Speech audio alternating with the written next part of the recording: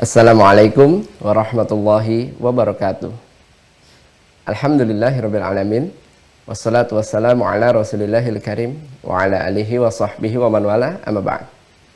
Alhamdulillah, bersyukur pada Allah Subhanahu wa taala yang masih memberikan nikmat dan karunia-Nya kepada kita semua sehingga kita bisa kembali berjumpa pada pertemuan subuh kali ini di hari Selasa 26 Sya'ban 1443 Hijrah atau bertepatan dengan 29 Maret 2022.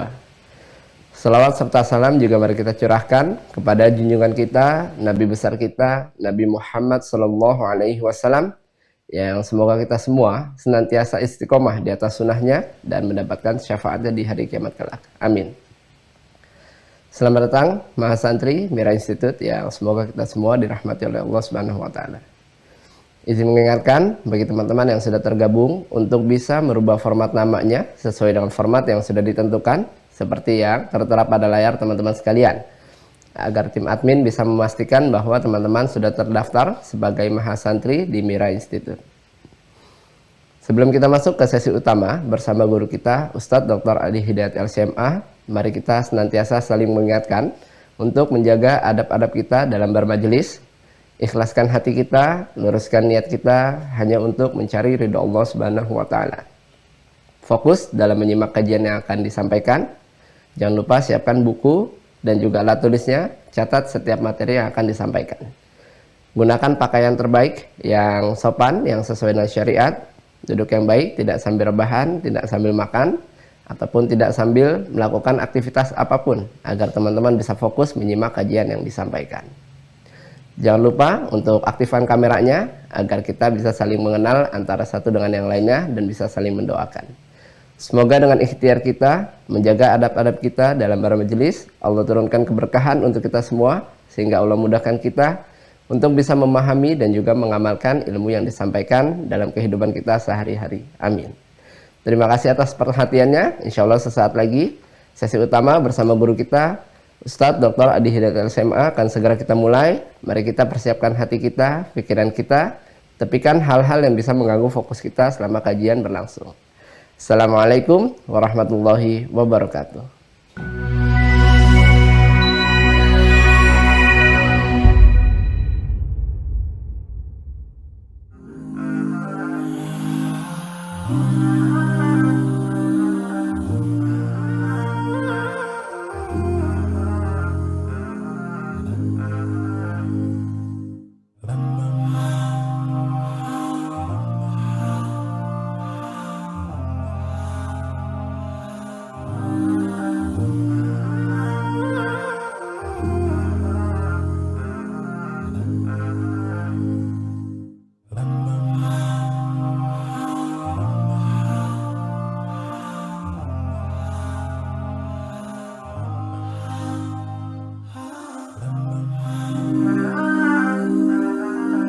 Bismillahirrahmanirrahim. Assalamualaikum warahmatullahi wabarakatuh. Teman-teman dimanapun Anda berada, Alhamdulillah saya memohon pada Allah Subhanahu wa taala semoga semua kita senantiasa disehatkan, dimuliakan dan diberkahi oleh Allah Subhanahu wa taala. Kali ini saya berada di lokasi untuk pembangunan pesantren. Alhamdulillah seperti saya janjikan, hari ini kita akan update dari mulai awal kita lihat lokasi belum diapa-apakan, sekarang Masya Allah sudah mulai kelihatan ya denahnya. Tadi kita juga sudah meeting untuk rencana-rencana pembangunan dan sebagainya. Tahap pertama akan segera dimulai untuk infrastruktur, ME-nya, lahan sudah diratakan, dan ini ada yang dipertahankan karena untuk mempertahankan konsep untuk hijaunya. Jadi kita nanti pesantrennya semi ada ekonya juga dan suasananya menyatu dengan alam. Mudah-mudahan ada keberkahan dari Allah Subhanahu wa taala. Menjelang Ramadan kita akan siapkan semuanya ini. Mudah-mudahan dilancarkan oleh Allah Subhanahu wa taala. Saya hanya ingin mengingatkan bahwa semua yang kita kerjakan ini murni semuanya diniatkan untuk kepentingan syariat. Semua wakaf. Lahannya wakaf, kemudian juga namanya yayasan. Saya tidak memiliki satupun bagian dari ini kecuali berkhidmat untuk mengajar saja, ya. Nah, karena itu teman-teman sekalian, seperti saya sampaikan, sepanjang pembangunan ini sampai selesai, kita ingin berikan kesempatan semua bisa berkontribusi. Ya, masih ada peluang teman-teman untuk bisa berwakaf sampai dengan selesai pembangunan. Setelah itu ya selesai, tinggal kita gunakan. Bagi teman-teman yang ingin ikut sama-sama berwakaf dan mewujudkan ini semuanya untuk kita semua, silahkan nanti bisa disampaikan. Ini pun rekeningnya khusus untuk pembangunan saja, tidak ada yang lain. Di BSI Bank Syariah Indonesia, nomor rekening 1. Bismillahirrahmanirrahim. Assalamualaikum warahmatullahi wabarakatuh. Alhamdulillahirabbil alamin. Assalatu wassalamu ala Rasulillahil karim, Sayyidina Muhammadinil amin wa ala alihi wa sahbihi ajma'in wa ba'd. Saudara-saudariku dimanapun Anda berada, semoga Allah Subhanahu wa Ta'ala senantiasa memberkahi dan meridhai kehidupan kita. Untuk itu, mari kita senantiasa menghadirkan dalam diri kita dan menguatkan terutama pesan Nabi Sallallahu Alaihi Wasallam dalam setiap hampir kesempatan tausiah beliau, agar kita mampu meningkatkan takwa kepada Allah Subhanahu wa Ta'ala, menunaikan segala apa yang Allah perintahkan dengan maksimal dan menjauhi segala apa yang Allah larang dengan optimal. Allah Subhanahu wa Ta'ala berfirman di Quran surah ketiga Ali Imran di ayat 102, Ya ayyuhalladzina amanu taqullaha haqqa tuqatih wa la tamutunna illa wa antum muslimun. Hai seluruh orang yang telah menyatakan beriman pada Allah Subhanahu wa Ta'ala, tingkatkanlah takwamu dengan serius, dengan sungguh-sungguh, dan jaga itu, jangan sampai kamu wafat kecuali dalam keadaan muslim yang tunduk patuh pada ketentuan Allah Subhanahu wa Ta'ala. Karena itu kita bermohon pada Allah semoga seluruh hamba-hamba Allah yang berkehidupan sampai dengan detik ini namun belum beriman diberikan kemampuan untuk bersyahadat sebelum wafat dan kembali kepada Allah Subhanahu wa Ta'ala. Dan semoga para pelaku maksiat diberikan kekuatan untuk bertobat dan menata aktivitas kehidupan sehingga bernilai lebih baik dibandingkan dengan hari-hari sebelumnya yang telah dilalui. Teman-teman semua, hari ini kita akan menyempurnakan dengan izin Allah Subhanahu wa Ta'ala bahasan masih di hadis pertama terkait dengan pembahasan Kitabus Shiyam di kitab Sahih Muslim, topik yang ke-13 pada bab tentang keutamaan bulan Ramadan, bab ya Fadli Syahri Ramadan, yang hadis pertama ini menunjukkan 3 kesan utama. Yang pertama adalah terkait dengan pintu-pintu surga yang 8 itu dan telah kita tuntaskan. Kemudian yang kedua terkait dengan pintu neraka 7 bagian, 6 sudah kita tuntaskan, dan yang terakhir terkait dengan dibelenggunya para setan. Nabi SAW bersabda dalam hadis yang disampaikan kepada kita melalui jalur yang tersambung pada Rasulullah SAW lewat sahabat Abu Hurairah radhiyallahu taala anhu.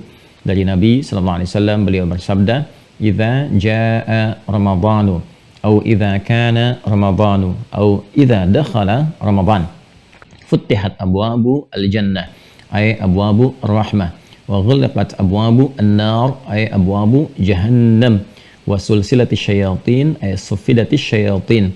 Jika telah tiba Ramadan, kita berada dalam suasana Ramadan, telah masuk di Ramadan, maka dibukakanlah pintu-pintu surga atau pintu-pintu rahmat Allah Subhanahu wa Ta'ala, yang semua pintu itu terbentang bukaannya lewat beragam amal saleh seperti yang pernah kita uraikan. Kemudian ditutup pula pintu-pintu neraka, yang tutupan itu dicitrakan melalui terjauhnya diri kita dari pintu-pintu maksiat, perbuatan-perbuatan amal salah yang berpotensi menghadirkan ancaman Allah dan terbukanya pintu-pintu neraka yang dimaksudkan. Kemudian yang terakhir, dibelenggunya, diikatnya para setan, sehingga dengan sikap insan beriman yang menunaikan amal saleh, menggiatkannya dan menjauhi amal salah, menghindarkannya, maka peluang bagi setan untuk menggoda anak cucu Adam begitu tipis sehingga merasa terikat dan tidak mampu untuk menggoda anak-anak Adam yang beriman itu. Nah, hari ini kita akan mencoba menyempurnakan di bagian kedua tentang ditutupnya pintu-pintu neraka. Hari ini kita coba lengkapi dengan pintu yang ke-7, dan ini menjadi pintu utama dari sekian tingkatan neraka yang telah kita uraikan melalui pendekatan ayat-ayat Al-Quran dan hadis-hadis Nabi Muhammad SAW, dengan tujuan agar perbuatan-perbuatan yang mengantarkan pada ancaman hukuman dimaksud bisa kita hindarkan selama kita berkehidupan. Baiklah, pintu yang ke-7, dan ini menjadi pintu utama dari sekian pintu neraka. Sangat populer teman-teman sekalian. Dari 7 pintu neraka yang saat tiba Ramadan ini akan ditutup, dan tutupan pintu ini tentu akan juga dibentangkan hukumnya oleh Allah mengacu kepada kekuatan amalan kita untuk meninggalkan berbagai amal soleh yang berpotensi mengantarkan pada ancaman 7 pintu ini. Yang 1 sampai dengan 6 sudah kita bahas, dijelaskan. Mohon kepada teman-teman yang baru bergabung agar berkenan untuk menyimak kembali video 1 sampai 6. Saya tidak tampilkan dulu 1 sampai 6 ini supaya ada kesan kesungguhan untuk melihat yang sebelumnya dan menganalisis satu persatu untuk mengeluarkan perbuatannya.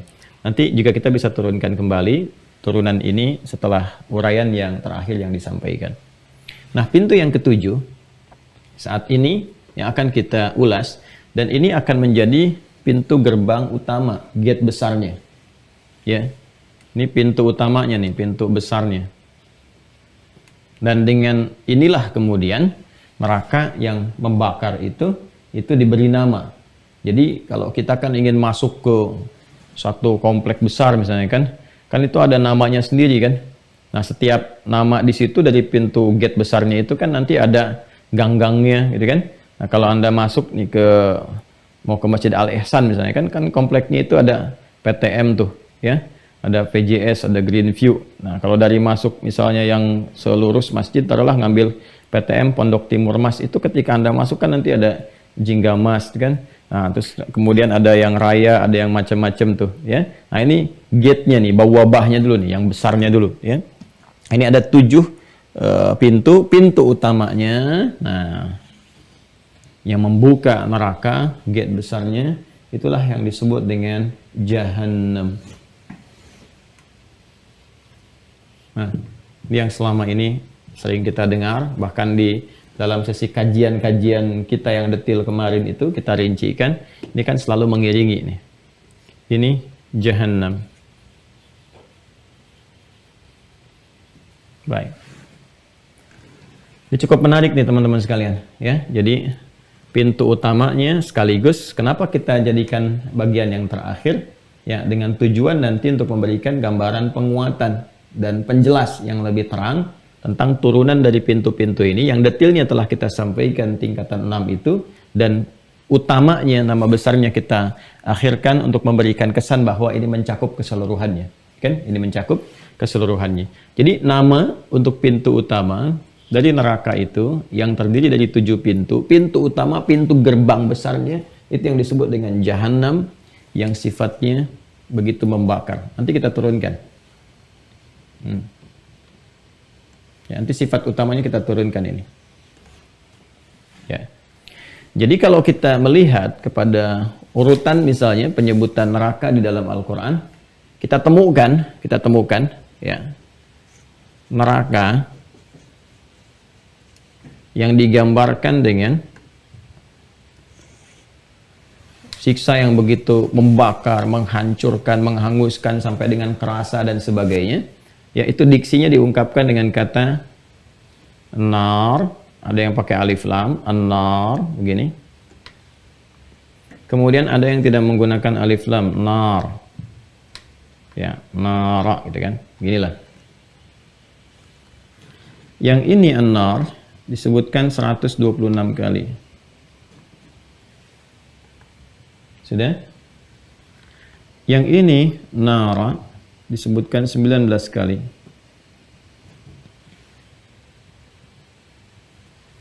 Kemudian kalau kita gabungkan maka setidaknya disebutkan 145 kali diksi yang terkait dengan neraka. Jelas ya? Baik menggunakan an-nar 126 kali ataupun nar 19 kali. Digabungkan keseluruhannya disebutkan sebanyak 145 kali. Nah, ini sifat neraka yang sifatnya membakar, menghanguskan, menghancurkan dan sebagainya, itu disebut dengan Jahannam, pintu gerbangnya, pintu besarnya. Disebutkan Jahannam ini, turunkan. Jahannam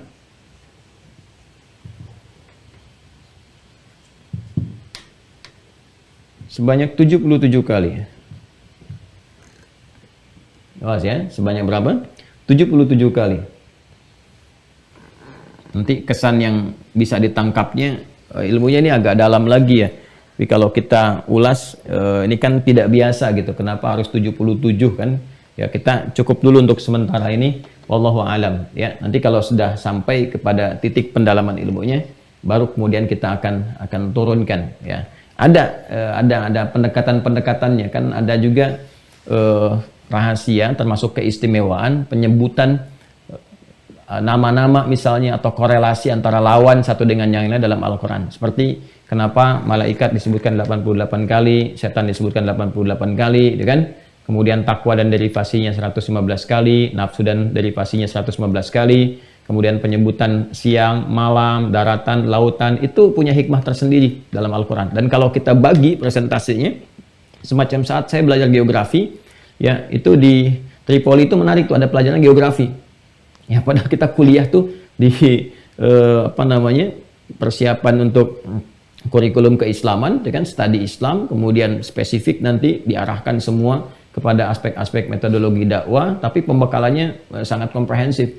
Ya sangat komprehensif, ada Qur'annya, ada hadisnya, ada fikihnya gitu kan. Saya di kelas pendalaman bahasa untuk spesialisasi pendalaman bahasa Quran gitu kan dengan hadis. Nah itu menariknya juga belajar geografi. Nanti di geografinya itu ada riset terkait dengan bagaimana ayat-ayat Quran berbicara tentang geografi. Ya, misalnya daratan dengan lautan. Itu ketika disebutkan berapa jumlah daratan, berapa jumlah lautan, dipresentasikan sesuai ya dengan kekinian gitu, berapa persen di daratan, berapa persen di lautan. Nah ini nanti kalau kita ngaji lebih dalam lagi, kita akan temukan misalnya kalau Jahannam 77 kan, yang mewakili diksi tentang neraka yang membakar itu, surga ini 66. Ya, surga berapa? 66. Terus nanti ada kaitan-kaitan dengan yang lain, tapi itu ilmunya ilmu yang lain ya, ilmu yang lain. Dan ada kitabnya untuk dikaji. Jadi di sini dulu sementara waktu untuk memudahkan bahasan kita, karena ini kan mengantarkan kepada kelengkapan siam supaya tidak terlampau jauh dan sekarang waktunya mendekat ke penunaian ibadah puasa. Nah ini Jahannam disebutkan berapa? 77 kali yang mewakili ini. Nah, turunan di bawah ini, ya ketika masuk gate besarnya itu, gambaran hukuman siksa yang membakar ini nanti ada tingkatan-tingkatan. Tingkatan itulah nanti yang sesuai dengan ya kadar perbuatan dosa para pendosa. Ya, hamba-hamba Allah yang diberi kesempatan untuk menunaikan ibadah, mendekat kepada Allah, menjalani kehidupan dengan terhormat, beramal soleh, dia bergeser dari itu untuk memilih amal yang salah dan menurunkan kehormatannya di hadapan Allah Subhanahu wa taala. Alih-alih dia menjadi hamba Allah yang taat, kan? Nah, dia menjadi pengabdi setan yang berlumur dengan maksiat. Nah, ini kemudian tempat kembalinya ya dia ikut setannya, ya dia ikut tuannya, dia ikut kelompoknya gitu kan. Itu yang pernah kita ungkapkan pula ketika Allah Subhanahu wa taala mengancam setan juga, tempat kembali dia dengan pembakaran yang sangat luar biasa, dibakar lagi tapi sampai ke rasa-rasanya, sampai ke feeling-feelingnya, sampai ke bagian dalamnya, itu yang disebut neraka sa'ir itu. Nah ini ketika pintu besarnya dibuka, gate-nya itu disebut dengan Jahannam. Ini yang membakar. Nah di bawahnya nanti ada turunan lagi. Ya, misalnya ada Sakar yang pernah kita uraikan kemarin itu, ada Hutamah, gitu kan? Nah, kemudian ada Lava, gitu kan? Terus nanti sampai yang terdalam, yang paling dahsyatnya untuk para setan dan pengikutnya biasanya dari kalangan para munafik dan kufur yang keingkarannya sangat luar biasa. Itu kan dalam, itu di bagian bahan bakarnya itu, yaitu masuk neraka sa'ir nanti. Ya, yang sifatnya membakar sampai kerasa rasanya. Ya. Nanti ada turunan-turunan. Nah ini seperti pernah kita uraikan detil-detil tentang neraka-neraka ini, yang ke bawahnya setelah masuk gate Jahannam ini, teman-teman sekalian, di sini ada Sakar misalnya, ya bagi orang-orang yang ingkar, menolak untuk ibadah, mengingkari sholat dan sebagainya. Makanya ketika dikonfirmasi di akhirat kan, ditanya masalakakum fi Sakar, ya qalu lam nakum minal musallin. Di antaranya mereka berkata, kami nggak pernah sholat, kan? Nah, di sini ada maknanya betul-betul ibadah ritual, ada maknanya menafikan ketuhanan Allah Subhanahu wa ta'ala, ya. Kemudian nanti ada Hutamah, ya, bagi orang-orang yang rakus, tamak dengan harta benda, sehingga untuk mengejar harta itu dia tega kemudian ya bukan hanya sekedar menyingkirkan atau menyungkurkan orang lain, tapi mengorbankan orang lain juga, ya kan? Kemudian menganggap dirinya yang paling hebat, paling tinggi, sehingga mampu menghadirkan celaan kepada orang, merendahkan orang dan sebagainya. Terus nanti ini ada Lava, ada kemudian apa namanya jahim, ya sampai nanti ke sa'ir. Jadi yang 6 kemarin yang telah kita uraikan 1 sampai 6 ini adalah turunan tingkat-tingkat Jahannam yang sifatnya sampai ke paling tinggi nanti yang membakar sampai ke rasanya. Nah, ini gerbang besar ini dari 1 sampai 6 itulah yang disebut dengan Jahannam. Ya. Jahannam inilah teman-teman sekalian yang sifat azabnya, sifatnya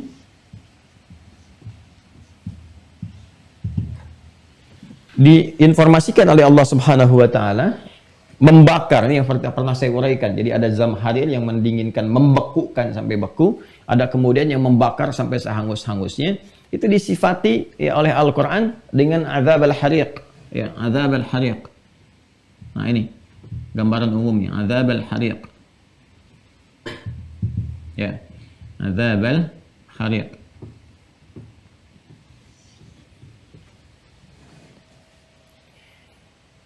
Haraka, nanti kita turunkan ayatnya. Ya, haraka itu artinya membakar sampai hangus. Jadi kalau ada sesuatu yang dibakar gitu kan, ya kebakaran yang menghanguskan, ya, itu membakar sesuatu sampai menghanguskan. Orang Arab menyebutnya ihraq, ya ahraka yuhriqa, gitu kan. Tapi kalau misalnya kita ambil ke infinitif asalnya dari kata haraka, ini ha, ra dan qaf, itu artinya membakar sampai dengan hangus, sampai gosong ke dalam-dalamnya, ya bukan cuma luarnya. Jadi kalau ada seseorang membakar kertas kan, ilustrasinya, terus begitu dibakar itu sampai menghitam langsung, terus ke dalamnya sampai ada apinya, itu pernah lihat ya, sampai ada apinya. Nah, itu namanya haraka tuh kata dasarnya. Sifat keadaannya disebut dengan hariq.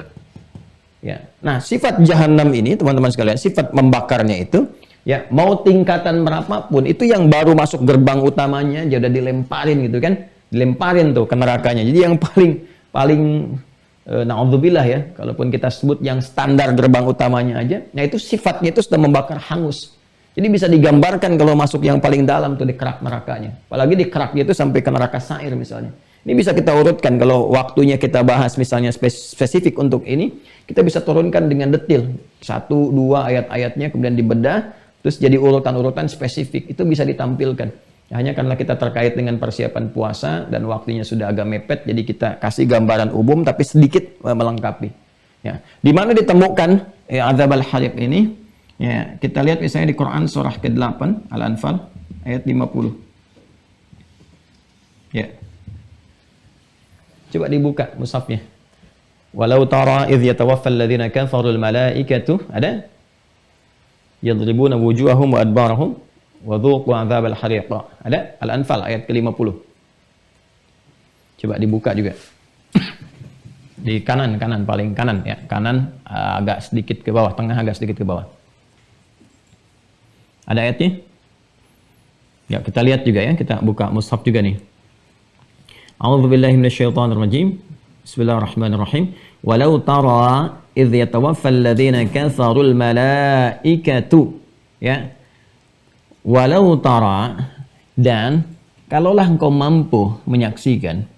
Artinya kita nggak menyaksikan nih saat ini, ya. Jadi yang menyaksikannya nanti yang mengalami aja nih. Yang menyaksikan yang mengalami. Kita nggak bisa lihat nih. Ya, tapi karena keyakinan kita yang kuat dan Allah menyebut kita insan beriman, sifat iman itu yakin tanpa ragu, ya kan? Dzalikal kitabu la raiba fi. Jadi keyakinan yang la raiba fi, tanpa ragu itu disebut dengan iman namanya. Dengan iman, ya. At-tasdiqul mutlaq, at-tasdiqul haq, membenarkan secara mutlak ya kepada yang hak, kebenaran tanpa ragu sedikit pun, la raiba fi. Nah, ini kalau kita lihat apa yang disampaikan oleh Al-Quran, kemudian kita simak, dan keterangan Al-Quran disifati pertama kali dengan la raiba fi. Dzalikal kitabu la raiba fi. Jadi sifat insan beriman itu nggak boleh meragukan. Jadi kalau ada yang meragukan terhadap isi Al-Quran, dia bermasalah imannya. Kalau ada yang mengingkari, kufur. Awas ya, meragukan bermasalah tuh ya. Ya, jadi nanti tingkat keraguan ini bisa ada tahapan-tahapannya tuh. Ya, ada yang dia memang yakin tapi butuh misalnya dorongan pengetahuan untuk membuktikan itu. Ya, seperti ayat-ayat yang ada isyarat-isyarat ilmiahnya misalnya. Dia dibangun keyakinan dulu, tapi keyakinan itu menjadi sempurna, paripurna ketika misalnya ada pembuktian secara ilmiah. Contoh ketika ada informasi misalnya di surah Ar-Rum itu, ya ketika Allah sampaikan alif lam mim, gitu kan? Ghulibatir Rum, ya kan? Tentara Romawi itu yang dahsyat, yang hebat, yang punya kekuatan besar akan dikalahkan. Ya, Romawi kan dahsyat sekali tuh, Romawi dengan Persia itu. Dan selalu unggul kan pada masa itu. Kalau sekarang diinformasikan misalnya yang kekuatan besar lah ya, adidaya superpower misalnya kan Amerika ya, ataulah ada informasi misalnya nih Amerika akan kalah saya kan. Nah, terus orang kan pada penasaran dan seterusnya. Nah, pada waktu itu situasinya Romawi itu luar biasa ya, besar tentaranya, dahsyat, pasukannya banyak dan sebagainya. Ada info itu. Ya cuman sahabat itu sudah terpatri keyakinan dalam jiwa mereka, udah yakin betul tuh, yakin nih. Ya tinggal siapa yang menjadi bagian terbaik tuh untuk menghadirkan itu. Ya, nah, cuma ini informasinya di awal-awal wahyu untuk menyampaikan bahwa ada situasi akan begini, yang ngalahkan dulu bukan umat Islam, tapi nanti ada gambaran Nabi memotivasi ke depan nih akan lebih hebat dibandingkan dengan itu. Ya, nah, ternyata terbukti gitu, benar. Ya, terbukti benar adanya. Dan nanti akan banyak ayat-ayat seperti itu, semacam tentang isyarat jasad Firaun, bagaimana kejadian di dalam rahim dan seterusnya gitu ya. Nah, itu dibuktikan oleh pengetahuan terkini, termasuk tentang bagaimana planet kita ini di bumi ini ya ternyata masuk dalam bagian sasakalanya malaikat Israfil seperti yang pernah kita bahas di pertemuan-pertemuan lalu, dan secara ilmiah dibuktikan, dan pembuktiannya justru dihadirkan oleh peneliti-peneliti yang notabene mereka umumnya belum beriman gitu. Itu sesuatu yang sangat menarik ya. Nah, ini diantaranya walau tara idh yatawaffal ladzina kafaru. Kalau engkau mampu menyaksikan bagaimana dengan orang-orang yang ingkar itu. Orang-orang yang ingkar itu dicabut nyawanya al-malaikatu oleh para malaikat. Ya, jadi malaikatnya dibentuknya jamak karena ininya juga jamak. Orang-orang ingkarnya di sini disebutkan jamak. Jadi bagaimana malaikat itu mencabut nyawa ya insan-insan yang ingkar kepada Allah Subhanahu wa taala dengan pengingkaran yang tinggi, dan menggunakan kata kafaru di sini untuk menunjuk pada dua golongan, kan? Golongan yang pertama lawan dari amanu, artinya tidak beriman sama sekali sampai dengan akhir hidupnya. Kemudian yang kedua, ya golongan-golongan yang mengaku beriman tapi memanipulasi imannya untuk memenuhi hasratnya beramal salah, kan? Apa yang terjadi pada mereka? Yadribuna wujuhahum wa adbarahum. Itu malaikat tuh, ya bukan sekedar kemudian mencabut, ya, tapi ada bawaan-bawaan lain yang disertakan sebagai pengantar dari hukuman, dari azab, gitu kan? Yadribuna wujuhahum wa adbarahum. Mereka memukul habis, itu kan, wajah mereka, kan, dan bagian punggung-punggung mereka. Ya, kita nggak bisa ngelihat karena kita nggak melihat kan ke situasi itu, dimensinya berbeda dengan malaikat. Nah, ini nanti ada tafsirnya sendiri, Bahkan di hadis nanti digambarkan dengan situasi-situasi yang kadang seperti duri, ya, duri dalam daging tuh yang nempel, tapi durinya bukan tegak lurus tapi horizontal begini. Jadi ketika akan dicabut kan itu rasanya berbeda dengan yang lurus, ya. Itu pun duri yang lurus pun sudah sakitnya sudah luar biasa. Ini horizontal dan dia dicabut tuh, ya. Insan beriman kalau benar-benar beramal soleh dan seterusnya itu bagaikan mengambil helai rambut yang tipis dalam adonan yang sangat halus, gitu kan. Ilustrasinya demikian. Jadi ada kenyamanan, ketenangan, kedamaian dan seterusnya. Ya, adapun orang-orang yang ingkar, ini situasinya nanti berdasar pengingkarannya terkadang Allah menampakkan ya sifat dari hukuman itu untuk jadi pelajaran, jangan lakukan seperti ini. Ya, ada yang keadaan jasadnya tiba-tiba membusuk, gitu kan, dengan percepatan pembusukan yang tidak wajar, kan? Ada yang kemudian ini digambarkan juga lewat penyakit yang dirasakan, kemudian teriak-teriak tak menentu dan sebagainya gitu. Nah, itu menjelang di sakaratul mautnya, ya, keadaan yang seperti itu. Dan kita berlindung kepada Allah Subhanahu wa taala dari keadaan-keadaan demikian, ya kan? Ada yang sifatnya itu didapatkannya pada kalimat setelahnya, ya, wadzuqu adzabal hariq. Ya, wadzuqu adzabal hariq, dan rasakanlah olehmu. Nah, ini dia adzabal hariq. Nah, siksa yang sangat membakar, gitu. Ini azabul hariq ini, teman-teman sekalian, ini yang digambarkan sebagai citra Jahannam. Ini sebagai citra Jahannam. Wadzuqu azabal hariq. Jadi dalam sakaratul mautnya itu, sakaratul maut, orang-orang yang ingkar dari dua golongan yang disebutkan oleh Al-Quran dengan alladzina kafaru, semacam ini. Baik nanti dari golongan yang kufur mutlak kafirun atau kafirin, lawan dari mukminun, atau yang mengaku muslim, gitu kan? Ya, tapi memanipulasi keislamannya untuk berbuat banyak perbuatan-perbuatan yang salah, yang ingkar. Karena itu ini saya bulati seakan-akan sebagai muslim, tapi kita coret, dan sesungguhnya disebut dia oleh Al-Quran dengan munafiqun. Ya, jadi ini sifatnya kenapa saya bulati kemudian saya silang, ya. Dia menampakkan seperti orang Islam, padahal kata Quran sejatinya dia munafik. Ya, karena diksi muslimun itu dibangun dengan ketaatan takwa. Wala tamutunna illa wa antum muslimun, diawali dengan kalimat iman. Ya ayyuhalladzina amanu ya ittaqullaha haqqa tuqatih. Ittaqullaha haqqa tuqatih wala tamutunna illa wa antum muslimun. Jadi muslimun itu membawa rahmat, yang mengantarkan kepada rahmat. Sedangkan kalau ada orang mengaku muslim, mengatakan masuk golongan muslimun, tapi perilakunya menyimpang dari nilai-nilai kemuliaan, itu sejatinya dia sedang ya mengkooptasi keislamannya itu, dieksploitasi keimanannya untuk diarahkan kepada keburukan-keburukan, amal salah, dan sejatinya disebut dengan golongan munafikun. Ini gambarannya. Nah, kafirun dengan munafiqun itu yang disebut dengan alladzina kafaru, yang menjelang sakaratul maut itu udah diinfokan oleh malaikat ketika mencabut nyawa mereka, ya kan? Dan itu ditampakkan gambarannya. Ya, apa gambarannya? Wadzuqu adzabal hariq, dan rasakanlah siksa yang begitu membakar, ya. Nah, ini mukaddimahnya ditampakkan itu. Mukaddimahnya, ya. Di mana mukaddimah azab ini nanti akan ditampakkannya, bisa pendahuluan itu bisa diberikan saat sakaratul maut seperti ayat ini. Jadi nanti ada golongan-golongan dari orang-orang ingkar itu yang sakaratul mautnya sudah mendapatkan mukaddimah tuh. Ya. Pengantar. Ya. Jadi sifat teman-teman, sifat azab itu, ya, sifat azab itu ada yang sifatnya penyadaran, hukuman penyadaran, kan? Jadi bentuknya berupa kadang musibah yang menyadarkan supaya kembali. Itu biasanya tingkat tertinggi tuh. Tingkat tertinggi bisa untuk individual atau bersifat komunal. Ya, bisa untuk sifatnya pribadi. Jadi saking sayangnya Allah kepada hamba-hamba itu kan cara memberikan hidayah itu banyak gitu. Ya, ada lewat pihak ketiga, misalnya kan. Orang-orang tertentu ada yang di sekitaran, ya, keluarga misalnya. Bahkan Firaun tuh se-Firaun-Firaunnya itu hidayah yang Allah berikan tuh begitu sempurna.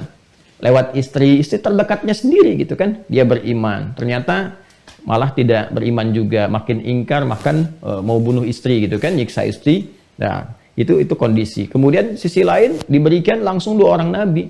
Musa dan Harun. Anda bisa bayangkan nggak? Allah kirimkan 2 orang nabi gitu kan. Ya, Nabi Musa yang sangat luar biasa. Disupport lagi sama Nabi Harun, saudaranya juga gitu kan. Istrinya sudah beriman juga. Nah, ini dia memilih untuk tetap ingkar dengan kesombongannya. Nah, ini bagaimana Allah Subhanahu wa taala memberikan gambaran-gambaran. Dan untuk menyadarkan itu kan sangat viral kan di surat Al-A'raf itu. Bagaimana dikirimkan pembuktian berupa hukuman-hukuman, ya, secara tata kelola negara dikasih musibah tuh.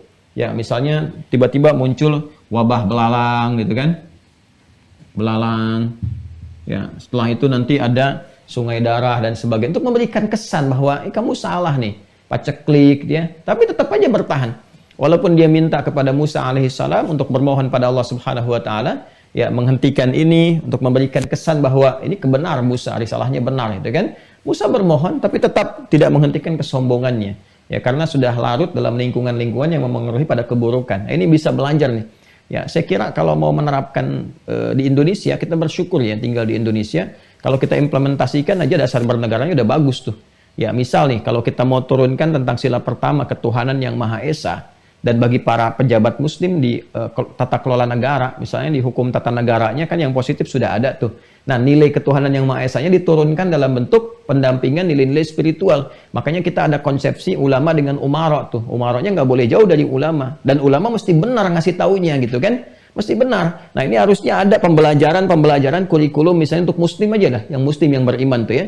Misalnya tentang bagaimana tata kelola negara nih, yang era Nabi Yusuf mengatasi misalnya kelangkaan pangan. Ya, seperti ini cara menatanya. Eranya Nabi Musa nih, jangan sampai terjadi begini-begini gitu. Nah, itu dulu, ya itu dibiasakan tuh. Di masa-masa keemasan Islam itu, sampai sekarang di beberapa negara masih ada tuh. Ya, seperti di Maroko itu, rajanya rutin tuh ngumpulin para penasehat-penasehat dari kalangan ulama, minta tausiah. itu kalau nggak salah sebulan tuh ada berapa kali gitu ya. Dan kadang dari Indonesia juga atau dari luar negeri pada umumnya diundang. Ya, pengen tahu ulama-ulama di luar negeri tuh ya untuk memberikan pencerahan, share pengetahuan dan sebagainya. Itu ranjanya saya lihat tuh diem dengerin gitu kan. Dengerin, menyimak sampai akhir. Sampai akhir dan dikelilingi oleh para ulama-ulama yang baik yang memberikan masukan-masukan yang positif. Oh, itu kalau terjadi sangat luar biasa tuh. Ya, jadi ada yang seperti ini nih. Ya. Gambaran-gambaran awal gitu. Ada yang sifatnya individual. Individual itu ya berbeda dengan yang ini. Kalau yang ini kan dikasih misalnya musibah untuk paham gitu ya. Ya konteksnya kan musibah itu di dalam Al-Quran kan jelas konteksnya. Ya Allah Subhanahu wa Ta'ala tidak menguji satu komunitas, satu negara, satu bangsa, masyarakat dan sebagainya ya dengan musibah-musibah yang ada kecuali untuk koreksi diri. Ada sesuatu yang nggak tepat gitu. Ya nanti ada wa ahluha zalimun, ada rakyatnya yang salah. Kemudian ada mutrafiha, ada pejabat-pejabatnya yang terlewat batas dan sebagainya gitu ya. Nah itu diberikan tanda supaya menata kembali. Ini ada ini nih, mudah bagi Allah menghancurkan apa yang telah kau tata. Kau bikin ini, bikin itu, anggaran sekian, tiba-tiba terjadi banjir, terjadi gempa, habis lagi gitu kan. Untuk dibikin berpikir supaya sadar. Nah ada yang sifatnya menimpa secara individual. Ya individual. Jadi oleh Allah dikasih nih, wah tadinya sibuk dengan dunia, nyari harta, macam-macam dan sebagainya. Tiba-tiba dikasih penyakit. Yang penyakitnya, menariknya itu menguras hartanya lagi untuk biaya itu. Jadi memberikan kesan bahwa apa ini yang kamu cari selama ini. Ya, kamu dapatkan uang yang begitu banyak, hidup begitu mewah. Tiba itu untuk mengobati penyakitmu aja. Sampai kamu jual ini, jual ini, sampai habis gitu. Terus kamu merasakan kenikmatan dengan itu dikasih itu. Nah, makanya itu nanti digambarkannya di Quran surah ke-32 As-Sajdah itu. Ya, walanudhiqannahum. Ya, dan kami akan coba ujikan kepada mereka.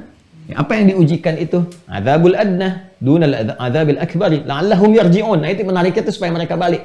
Ya, kami akan ujikan kepada mereka itu. Nah, hukuman penyadaran sifatnya itu. Ya, penyadaran. Yang ringan saja kata Allah tuh, ringan. Jadi kalau ada yang dikasih sakit, yang merasa sakitnya parah, mesti ini, mesti itu dan seterusnya. Nanti ada dua jenis tuh. Ada ujian ketaatan seperti Nabi Ayub alaihissalam. Ya, apakah semakin taat gak? Biasanya ada yang sifat kasih Allah itu diberikan penyakit, itu gambaran dari rahmat Allah dalam bentuk rahmat. Ya, dalam bentuk rahmat itu artinya ada orang yang kadang-kadang menjelang ajal, ada orang yang kadang-kadang saking baiknya jangan gabung dulu tuh supaya sempurna kebaikannya, diisolasi dulu. Terlihatnya seperti penyakit, gitu kan? Tapi ternyata untuk ini menepikan segala keburukan saat kondisi hamba ini sedang baik, sedang bertobat, sedang mendekat kepada Allah. Udah, mata kamu jangan dipakai maksiat, telinga kamu jangan dipakai maksiat dulu, ya. Difokuskan kepada titik ibadah. Seperti Nabi Ayub pernah diberikan gambaran itu. Ya, ada orang yang mendekat kepada ajal supaya dijaga, udah bagus, udah tobat, jangan kumpul lagi dengan orang-orang sekitaran, gitu kan? Yang bisa berpeluang kepada maksiat. Dijaga sampai dengan wafat. Ada yang sifatnya rahmat, ada yang sifatnya azab. Ya, tiba kemudian ya diberikan gambaran penyadaran oleh Allah Subhanahu wa Ta'ala. Ada yang dengan penyakit misalnya, diuji, kan?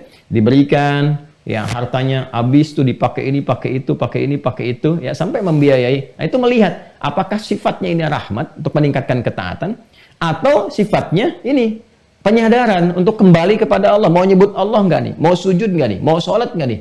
Kamu yang nggak pernah sholat tiap hari, sibuk cari harta, cari ini. Kamu yang nggak pernah zikir, nggak pernah istighfar, dipaksa tuh sampai dia betul-betul istighfar, sampai berdoa, sampai memohon. Nah ini tinggal sadar ngelihatnya kemana ini, sikapnya kemana. Ya ada yang lewat misalnya harta benda dari, ya taruhlah aktivitas bisnisnya misalnya tiba-tiba yang tadinya naik, ya di kayak roller coaster turunnya jatuh begitu, habis semua dan sebagainya. Nah, ini juga penyadaran. Ya dunal adzabil akbar. Ini bukan gambaran yang siksa yang besar, bukan. Ya, ini cuma penyadaran aja. La'allahum yarji'un, supaya mereka balik.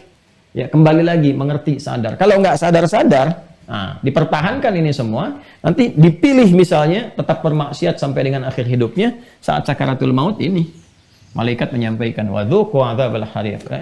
Ya, kamu sekarang pulang, meninggal, ya udah selesai hidupmu. Nah, nih rasain nih kata malaikat. Udah dinanti kamu sama apa? Sama adzabal hariq. Ini wadzuqu adzabal hariq. Karena itu dikonfirmasi di surah Al-A'raf nanti, ya. Untuk tempat kembali dia pulang itu ditampakkan. An-naru yu'raduna 'alaiha ghuduwan wa 'ashiyya. Ya, neraka yang membakar itu jahanamnya ditampakkan kepada dia itu di alam kuburnya setiap pagi dan petang. Pagi petang tuh nengoknya neraka aja nampaknya gitu. Ya, makanya digambarkan ya oleh keterangan para ulama itu di antara bentuk siksaan ya sebagai gambaran muqaddimatul adzab ya, muqaddimatul adzab. Jadi citra tempat kembali dalam bentuk hukuman ya yang ditampilkan saat di alam kuburnya, dan itu pun keadaannya sudah tidak menyenangkan. Ya, saya kan sering ilustrasikan orang mimpi nggak enak saja, mimpi buruk saja dalam keadaan di dunia pengen cepat bangun. Ini di alam kubur ya, di tatapannya itu cuma neraka pagi dan petang, dan nerakanya itu ya neraka tempat kembalinya dia. Yang mana nih? Apakah yang sakar, yang khutamah, atau yang lava, atau paling minimal ya, paling minimal itu menggunakan ini pintu gate utamanya yang paling besar, yang membakar, yang menghanguskan, yang habis itu nggak bisa bangun lagi. Alam kubur kan selesai di situ, tidur terus sampai hari kebangkitan tiba. Jadi nggak ada bisa bangkit lagi ya sampai hari kebangkitan tiba. Ini muqaddimatul adzabnya ya, pengantar yang memberikan satu citra tempat kembalinya bagi para pendosa ya, kalau terkait dengan adzab. Bisa dalam kondisi sakaratul maut, ini yang pertama ya. Biasanya sih kalau yang ini, ya kasusnya yadribuna wujuhahum wa adbarahum itu kasusnya yang sudah ya nggak bisa ditoleransi gitu ya, bahkan dalam konteks kemanusiaan, ya, dan dalam konteks spiritual, dalam nilai-nilai ketaatan kepada Allah, ini melakukan tindakan-tindakan yang tidak biasa, extraordinary crime-nya itu tinggi gitu ya. Misal dalam kasus-kasus ya mengaku sebagai Tuhan, mengaku sebagai malaikat, atau melarang misalnya hukum-hukum Islam tertentu yang spesifik sebetulnya secara umum itu bisa digunakan ya, bukan yang detil-detil gitu ya, seperti hukum kisos dan sebagainya. Itu hukum-hukum yang bisa kemudian dicitrakan kembali dalam bentuk-bentuk yang lain yang sifatnya mengekang seseorang untuk berbuat maksiat ya. Itu nanti ada tafsir-tafsir ulama demikian ya. Tapi kalau yang sifatnya umum, misalnya membangun ketaatan seperti adzan, terus melarang adzan misalnya ya, melarang perempuan-perempuan pakai pakaian-pakaian yang dibenarkan oleh syariat misalnya ya, terus nilai-nilai Islam dihanguskan, dihabiskan. Nah, itu biasanya lebih kepada itu ditampakkan dalam sakaratul mautnya ya, gambaran untuk mendekati kepada neraka yang sesungguhnya itu. Jadi selain nanti dia dapat alam kubur, dia juga dapat di penghujung dunia saat sakaratul maut, nanti alam kubur, dan yang hakul yakinnya saat di akhirat mendapatkan nerakanya itu ya. Jadi dunianya di akhir kehidupan sakaratul maut, karena sebelum sakaratul maut Allah saking sayangnya masih dikasih kasih hidayah. Tapi kalau dia pertahankan keangkuhan, kesombongannya sampai dengan kemudian ke sakaratul maut, nyawa sudah di kerongkongan ya kan, maka ini muqaddimatul adzab akan didahulukan pada sifat-sifat yang extraordinary crime tadi. Ya, silahkanlah kalau nggak percaya, cek aja yang pernah mengaku Tuhan, yang pernah mencela Nabi, atau nggak tanggung-tanggung mencelanya itu pengen diviralkan juga ke seluruh dunia, melakukan pertentangan yang nyata dan sebagainya. Kita bisa saksikan bagaimana ada yang dibakar di dalam mobil yang ya taruhlah dia desain ya anti peluru, anti ini, anti itu, anti kebakaran dari luar, tapi dihanguskan dari dalam. Bagaimana Fir'aun yang ditenggelamkan di lautan dan muminya diabadikan sampai dengan kini. Ya, ada lagi di antara yang mengaku menguasai dunia dan sebagainya, pernah menggantung orang yang bahkan adzan dan sebagainya. Ya, sampai sekarang terlihat bagaimana kesan-kesan yang dibangun dari rasa ya muqaddimatul adzab saat sakaratul mautnya. Bagaimana sakitnya, terkena penyakit, teriak-teriak dan sebagainya, merasakan sakit yang luar biasa. Itu belum meninggal loh. Belum meninggal. Nah, biasanya sampai meninggalnya pun citra yang terbangun di kisah viral di dunianya itu selalu kisah-kisah yang negatif ya, sebagai hikmah untuk ditinggalkan gitu, jangan kerjakan, yang melakukan ini dan seterusnya. Nah, di alam kuburnya pun dikonfirmasi di surah Al-A'raf itu ya, bahwa neraka ditampakkan kepadanya pagi dan petang ya. Jadi yang ini di Al-Anfal kita temukan, ini di Al-A'raf, yang ini Jahannam udah banyak sekali di Al-Quran ya, banyak sekali di Al-Quran. Di pembuka Jahannam yang disebutkan di Al-Baqarah ayat 206 sampai nanti rinciannya 77 kali disebutkan ya di dalam Al-Quran. Nah, ini gambaran teman-teman sekalian bagaimana orang-orang yang ingkar itu oleh Allah Subhanahu wa taala diberikan penyadaran sejak di dunia supaya bertobat kembali ke jalan yang benar. Kalau mereka tetap memilih jalan-jalan yang salah itu, maka diancam oleh Allah Subhanahu wa taala akan memasuki pintu utama dari azab yang membakar yang disebut dengan Jahannam, dengan tingkatan-tingkatan yang telah disebutkan ini sampai dengan bagian dalamnya. Ini kerak nerakanya nih. Ya, di bagian neraka sa'ir itu darkil asfali minan nar, yang kerak neraka yang membakar ya orang-orang munafik dan orang-orang yang ingkar dengan pengingkaran tingkat tinggi bersama para setan ini. Jadi spesial di sini. Ya. Nanti level-levelnya lebih tinggi ke atas lagi. Nah, ini secara umum nanti naroknya disebutkan 19 kali. Nah, ini menariknya nih. Dan penjaganya pun disebutkannya 19. Alaihatis asyar. Nah, ini teman-teman sekalian. Jadi memberikan kesan bahwa kalau ini kan sudah spesifik pakai ma'rifah, ada alif lam. Ya, ada alif lamnya. Jadi 126 ini nanti dibagi lagi ke dalam 7 bagian dengan sifat-sifatnya. Misalnya nanti ada yang sifatnya neraka sakar disebutkan, nanti pakai alif lam tuh. Nah. Ya, kemudian nanti ada lava misalnya khutamah dan sebagainya, itu pakai alif lam. Nah, nanti kalau yang umum, ini umum tuh menggambarkan situasi yang umum, keadaan umum di neraka pada umumnya. Nah, nanti digambarkan di dalam Al-Quran dengan berbagai sifat-sifat yang sangat mengerikan itu. Dan dijaganya, ini disebutkan 19 kali, dijaganya pun oleh 19 malaikat yang dipimpin oleh malaikat Malik itu. Sudah kita singgung ini beberapa kesempatan yang lain. Kalau mau kita detailkan nanti satu saat ngajinya diperdalam. Ya. Nah, ini gambarannya teman-teman sekalian. Ya, ini gambarannya. Baik, sekarang kita coba masuk kepada bab detil ya. Sedikit saja terkait dengan puasa.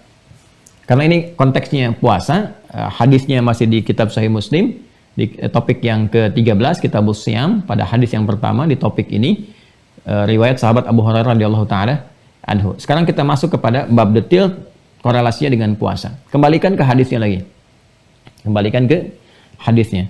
Idza jaa Ramadhanu, ya, jika telah tiba Ramadan itu, seperti Nabi sallallahu alaihi wasallam pernah sampaikan, futtihat abwabul jannati ay abwabur rahmati, dibukakan pintu-pintu rahmat itu yang mengantarkan ke surga melalui peningkatan ragam amal soleh yang dikerjakan saat Ramadan itu.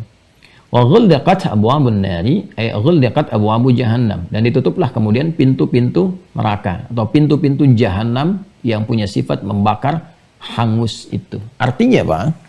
Artinya, nah ini kita masuk detailnya nih. Saat Ramadan tiba, ini gambarannya. Ini agak mahal sedikit ya. Ilmunya agak mahal, jadi tolong fokus baik-baik ya. Ini kita bikin persamaan begini. Ramadan. Ya. Persamaannya.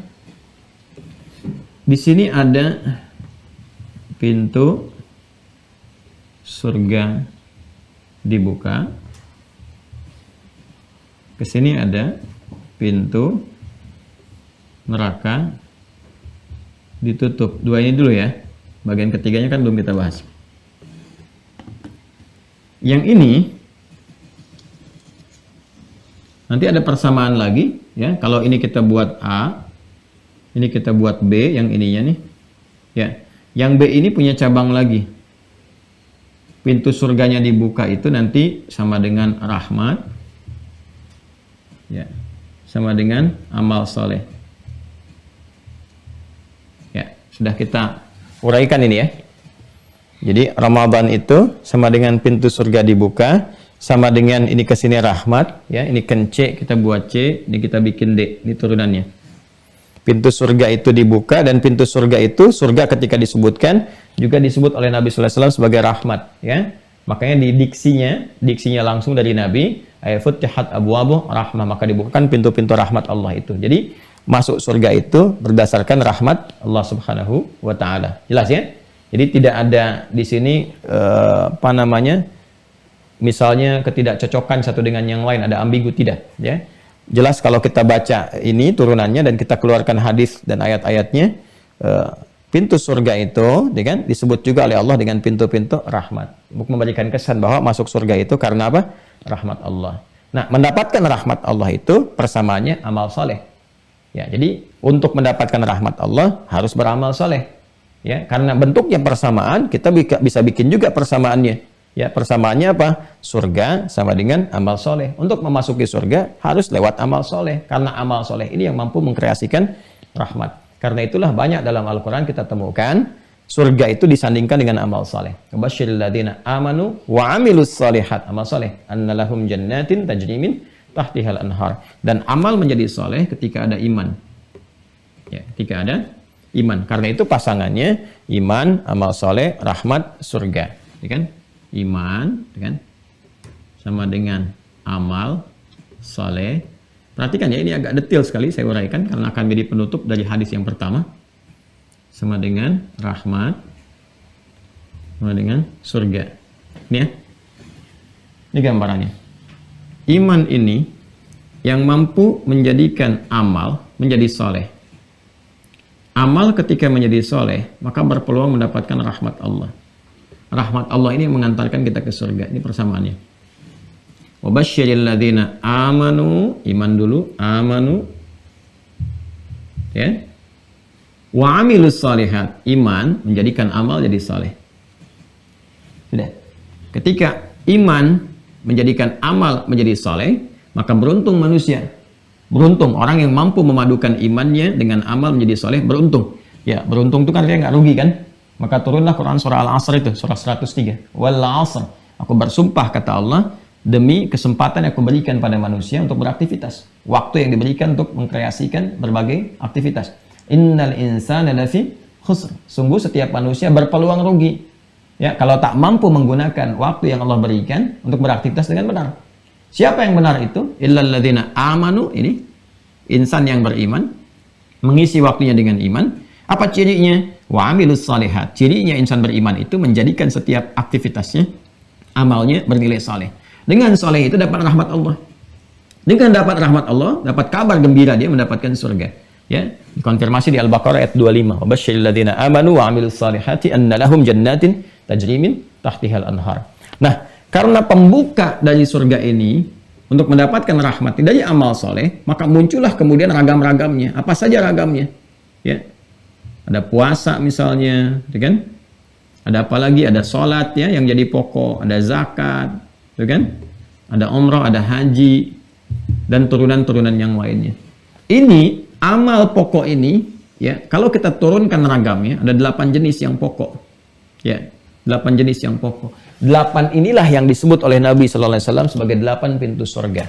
Seperti disampaikan di hadis Al-Bukhari itu, fil jannati thamaniyatu abwab. Di surga itu ada 8 pokok pintu. Nah, 8 pokok pintu ini 8 amalan yang telah diturunkan oleh para ulama. Rinci sekali ulama kita menyebutkan satu-satu nih.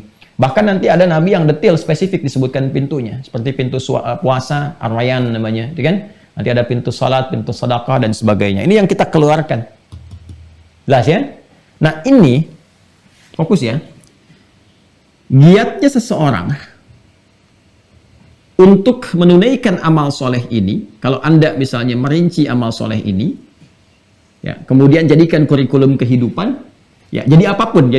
Misalnya, taruhlah Anda memilih misalnya untuk jadi pejabat, diplomat, birokrat, pebisnis, dokter, profesi apapun. Tapi saat yang bersamaan, Anda bisa kreasikan diri untuk optimalkan ini. Sholat tetap dijaga dengan optimal, ya.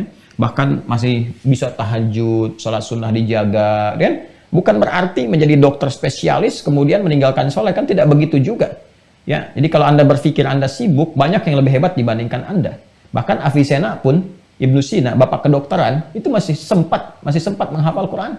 Ya, masih sempat sholat sunnah. Terus Anda siapa gitu? Anda nggak sempat dikenal di seluruh dunia. Avicenna sampai sekarang di Paris, di Perancis itu di bagian kedokteran mereka masih dipajang, gitu kan? Ya, dipajang itu fotonya, gitu kan? Untuk menunjukkan bagaimana pengabdian yang agungnya di dunia kedokteran. Itu Barat mengapresiasi. Ya, Al-Qanun fit Tibb, itu kan? Ya, Kapitas Selekta di bidang kedokterannya itu masih menginspirasi dunia sampai dengan kini. Dan masih sempat menghafal Quran, masih sempat sholat sunnah. Terus Anda siapa, gitu kan? Yang belum tentu dunia mengenal Anda dan meninggalkan kedekatan Anda dengan Allah. Nah, ini penting hal-hal semacam itu untuk menginspirasi gitu. Makanya saya sering memberikan kesan bagi setiap muslim itu, hadirkan tokoh-tokoh yang real, yang nyata gitu. Jangan lekat dengan yang fiktif. Ya, Anda tak akan pernah menjadi bagian dari itu. Superman, Batman, Robin, dan sebagainya. Kan itu citra fiktif yang dihadirkan. Dan Anda nggak bisa jadi itu gitu. Siapa sih sampai sekarang manusia yang kayak Superman bisa terbang? Ya, Anda pakai jubah besar dari belakang dikaitkan dengan, atau pakai sarung anak-anak diikatkan di lehernya. Terbang? Tidak, jatuh. Ya, jadi bahaya juga. Ya, tapi ketika Anda keluarkan misalnya figur-figur di masa lalu yang real sifatnya, sahabat-sahabat luar biasa. Kita tuh punya itu khatam. Bahkan kitabnya banyak tuh. Ya, mungkin satu waktu tuh kita keluarkan kitab-kitab orang-orang hebat tuh. Ya, bahkan di antara ulama kita tuh ada yang bikin ensiklopedi orang-orang hebat di masa lalu tuh. Dari generasi-generasi muslim tuh. Ya, sampai dari kalangan sahabat, tabi'in, sampai yang belakangan-belakangan muncul. Ya. Nah, ini teman-teman sekalian. Jadi kalau bisa dikreasikan, ditingkatkan ini. Nah, peningkatan ini kan yang membangun nilai ketaatan kepada Allah dalam bentuk amal soleh itu yang disebut dengan takwa, perpaduan iman dan amal yang mengkreasikan peningkatan amal soleh itu satu bagian, ya setengahnya dari sifat takwa, ya jelas ya, setengahnya dari sifat takwa. Jadi nanti takwa itu punya dua bagian utama, ya punya dua sayap untuk terbang, ya menuju rahmat Allah Subhanahu wa ta'ala. Nah, ini satu bagiannya, setengah dari sifat takwanya itu wujudnya ke sini, mengerjakan amal soleh. Jadi bentuk amal soleh itu yang pertama, ada yang bentuknya mengerjakan kebaikan. Sesuatu yang sudah diakui baik itu disebut orf namanya. Orf, ya orf. Ya, sekarang diterjemahkan dengan adat, tradisi atau kearifan. Kalau di sifatnya lokal disebut kearifan lokal. Nah, arif itu kan dari bahasa Arab. Kearifan lokal itu sesuatu yang dianggap baik gitu, yang sesuai dengan fitrah kemanusiaan, baru dianggap orf. Sekarang disebut dengan tradisi. Ya. Adat tuh dari bahasa Arab juga. Bahkan di kaidah usul fikih itu ada kaidah berbunyi begini, al-adatul muhakkamah. Ya, adat, kebiasaan, tradisi-tradisi itu kadang-kadang jadi hukum gitu kan. Tapi bagaimana menaikkan adat menjadi oraf, sesuatu yang benar, yang bijak, yang dibenarkan dengan cara-cara yang baik gitu kan, cara-cara yang benar. Nah, maka ini yang diterjemahkan dengan kearifan lokal. Nah, kearifan lokal ini tidak boleh bertentangan dengan fitrah. Ya, karena disebut arif, disebut baik itu yang orang semua bersepakat bahwa itu benar kebaikannya. Itu bagus gitu. Budaya sopan, menghormati, anak cium tangan pada orang tuanya misalnya kan. Yang di kita saling sapa itu kan ada budaya timur. Nah, itu oraf yang diakui. Itu silahkan dijaga. Syariat bahkan menguatkan penjagaan itu. Ya, syariat menguatkan penjagaan itu. Di jahiliyah juga punya oraf kearifan lokal yang baik. Contoh apa? Setiap orang tua yang punya anak pertama itu dihormati di masyarakat untuk memberikan ucapan selamat kepada mereka, penghargaan ya supaya mereka bahagia, membahagiakan. Dengan cara apa? Maka bapaknya disebut ya dengan nama anaknya. Ya dilekatkan kepada dengan anaknya, dilekatkan kepada anaknya. Misal Rasulullah SAW itu punya anak pertama namanya Al-Qasim. Maka beliau disebut dengan Abul Qasim. Abul Qasim. Ya. Nah, ini sebagai penghormatan di tradisi, di adat ya, bahwa oh ini selamat ya Muhammad SAW telah punya anak pertama gini. Jadi orang tuh merasa bahagia ketika orang lain membahagiakan, kan kebahagiaannya meningkat. Tradisi yang muncul di masa itu. Maka disebutlah misalnya Abul Qasim, kan? Abu Abdurrahman, Abu Abdullah, macam-macam. Itu untuk memuliakan, itu tradisinya. Nah, ini yang disebut dengan kearifan lokal. Itu yang dikuatkan oleh syariat. Tapi kalau bertentangan dengan nilai-nilai, bahkan dengan nilai kemanusiaan, itu bukan kearifan lokal namanya. Ya. Ya, jadi kalau ada misalnya di satu masyarakat, taruhlah dari segi berpakaian misalnya belum baik, belum tertutup keseluruhannya, bahkan hanya menutup aurat yang vitalnya saja, ya itu bukan kearifan lokal yang dipertahankan. Dalam persepsi ini justru harus dibantu ya untuk lebih menutup dengan baik lagi, tampil mulia lagi. Buktinya apa? Buktinya Anda pun tidak ingin keluyuran, ya anak Anda atau bahkan pemuda-pemudi Anda keluar dengan menggunakan ya tampilan-tampilan semacam itu gitu. Nah, itu bukan kearifan namanya, tapi sesuatu yang harus diperbaiki. Ya, dan ini sesuatu yang sangat menarik. Beruntungnya kita di Indonesia ini, alhamdulillah gitu ya. Ya, misal konsepsi pendidikan kita itu mengarahkan pada peningkatan iman dan takwa. Coba baca Undang-Undang Sisdiknas tuh. Saya itu saking cinta negara saya itu saya sampai riset tuh di undang-undang itu. Ya, misalnya di turunan dari Kemendikbud itu kan nanti ada di Undang-Undang Sisdiknas tuh, untuk tujuan pendidikan tuh. Itu di antara tujuan pendidikan itu apa? Meningkatkan iman dan takwa. Serta memperbaharui akhlak itu, iman, takwa. Dan nanti perwujudannya akhlak yang mulia. Ya. Jadi artinya, semua konsepsi pendidikan yang diterapkan di negeri ini, gitu kan? Nah, ada nilai-nilai yang dibangun untuk menguatkan iman, menguatkan takwa, dan memperbaiki etika, gitu. Nah, ini tafsirannya bisa sesuai dengan keyakinan masing-masing. Misalnya, ya ada di saudara kita sebangsa tanah air, ada yang Kristen, ada yang Hindu, ada yang Buddha, dan sebagainya. Ya kan? Nah, di Islam, ini punya batas tersendiri. Tapi semua sepakat, ya, ada nilai-nilai spiritualitas yang dijaga, yang ketika nilai-nilai itu bergeser dari ini, maka nggak boleh kemudian dianggap misalnya sebagai kearifan lokal yang dipertahankan. Ya. Ya, jadi kalau ada, taruhlah fenomena misalnya hujan deras, gunturnya besar, dan sebagainya. Kita ingin mencoba bagaimana caranya nih supaya hujannya misalnya bisa berhenti. Nah, maka terapkan ini. Ya, coba lihat di tuntunan-tuntunan keimanan ketakwaannya seperti apa. Bisa diajarkan dengan doa, dengan nilai kebaikan dan sebagainya. Ya kan? Nah, jadi kalau ada perilaku-perilaku yang bertentangan dengan ini, itu bukan kearifan dan tidak usah dicari pembenaran itu ya. Salah ya salah, perbaiki aja. Jangan Anda katakan, oh ini cara berkomunikasi dengan gelombang theta. Enggak begitu juga. Ya, jadi kalau Anda benarkan sebagai sesuatu yang benar, ya lantas untuk apa membuat sistem pendidikan yang sekarang berlaku ilmiah? Ada pelajaran fisika dengan panjang gelombang, dengan ini bicara ini dan itu, tidak. Jadi ada pendekatan-pendekatan yang kembali ke sini. Ini maksud saya ingin sedikit saja melompat kepada bagian ini untuk memberikan kesan kita jangan bergeser pada sesuatu yang sudah benar gitu ya. Jadi konsepsi kebangsaan itu udah bagus, tatanannya udah bagus. Nah, jangan sampai dibawa keluar dari ini. Yang bahaya ini sekarang, ya, bukan Arabisasi. Arabisasi itu nggak ada gitu. Yang bahaya itu Baratisasi. Ya, dengan konsepsi liberal yang sekarang muncul itu yang paling bahaya nih. Ini saya biasanya suka agak sangat tegas nih kepada liberalisasi itu, gerakan ini. Ya, karena ini bukan hanya merubah individu bergeser cara pandangnya, tapi ini mengancam dasar-dasar negara, pokok-pokok berbangsa bertanah air itu bisa terkikis, tereduksi nilai-nilai ini. Ya, ini nggak peduli. Yang penting bagaimana bisa bebas itu. Ya, ini yang paling bahaya nih. Nanti kajiannya terpisah lah. Saya juga akan minta tuh ke pendekar-pendekar pemikiran itu supaya muncul ke permukaan gitu ya. Kita tuh punya orang-orang hebat sebetulnya yang sudah hatam dengan isu-isu pluralisme, liberalisasi gitu kan. Sepilis, sekuler, liberal dan pluralisme gitu ya. Kita punya orang-orang hebat tuh. Ya, kalau boleh saya sebut misalnya ada Gus Fahmi Zarkasi itu ya, yang rektor di Unida dari Gontor. Kemudian ada Adin Armas, kemudian ada Dr. Syamsuddin Arif, kan? Ya, termasuk Dr. Adian Husaini dan sebagainya. Itu kan sangat concern di bidang-bidang ini.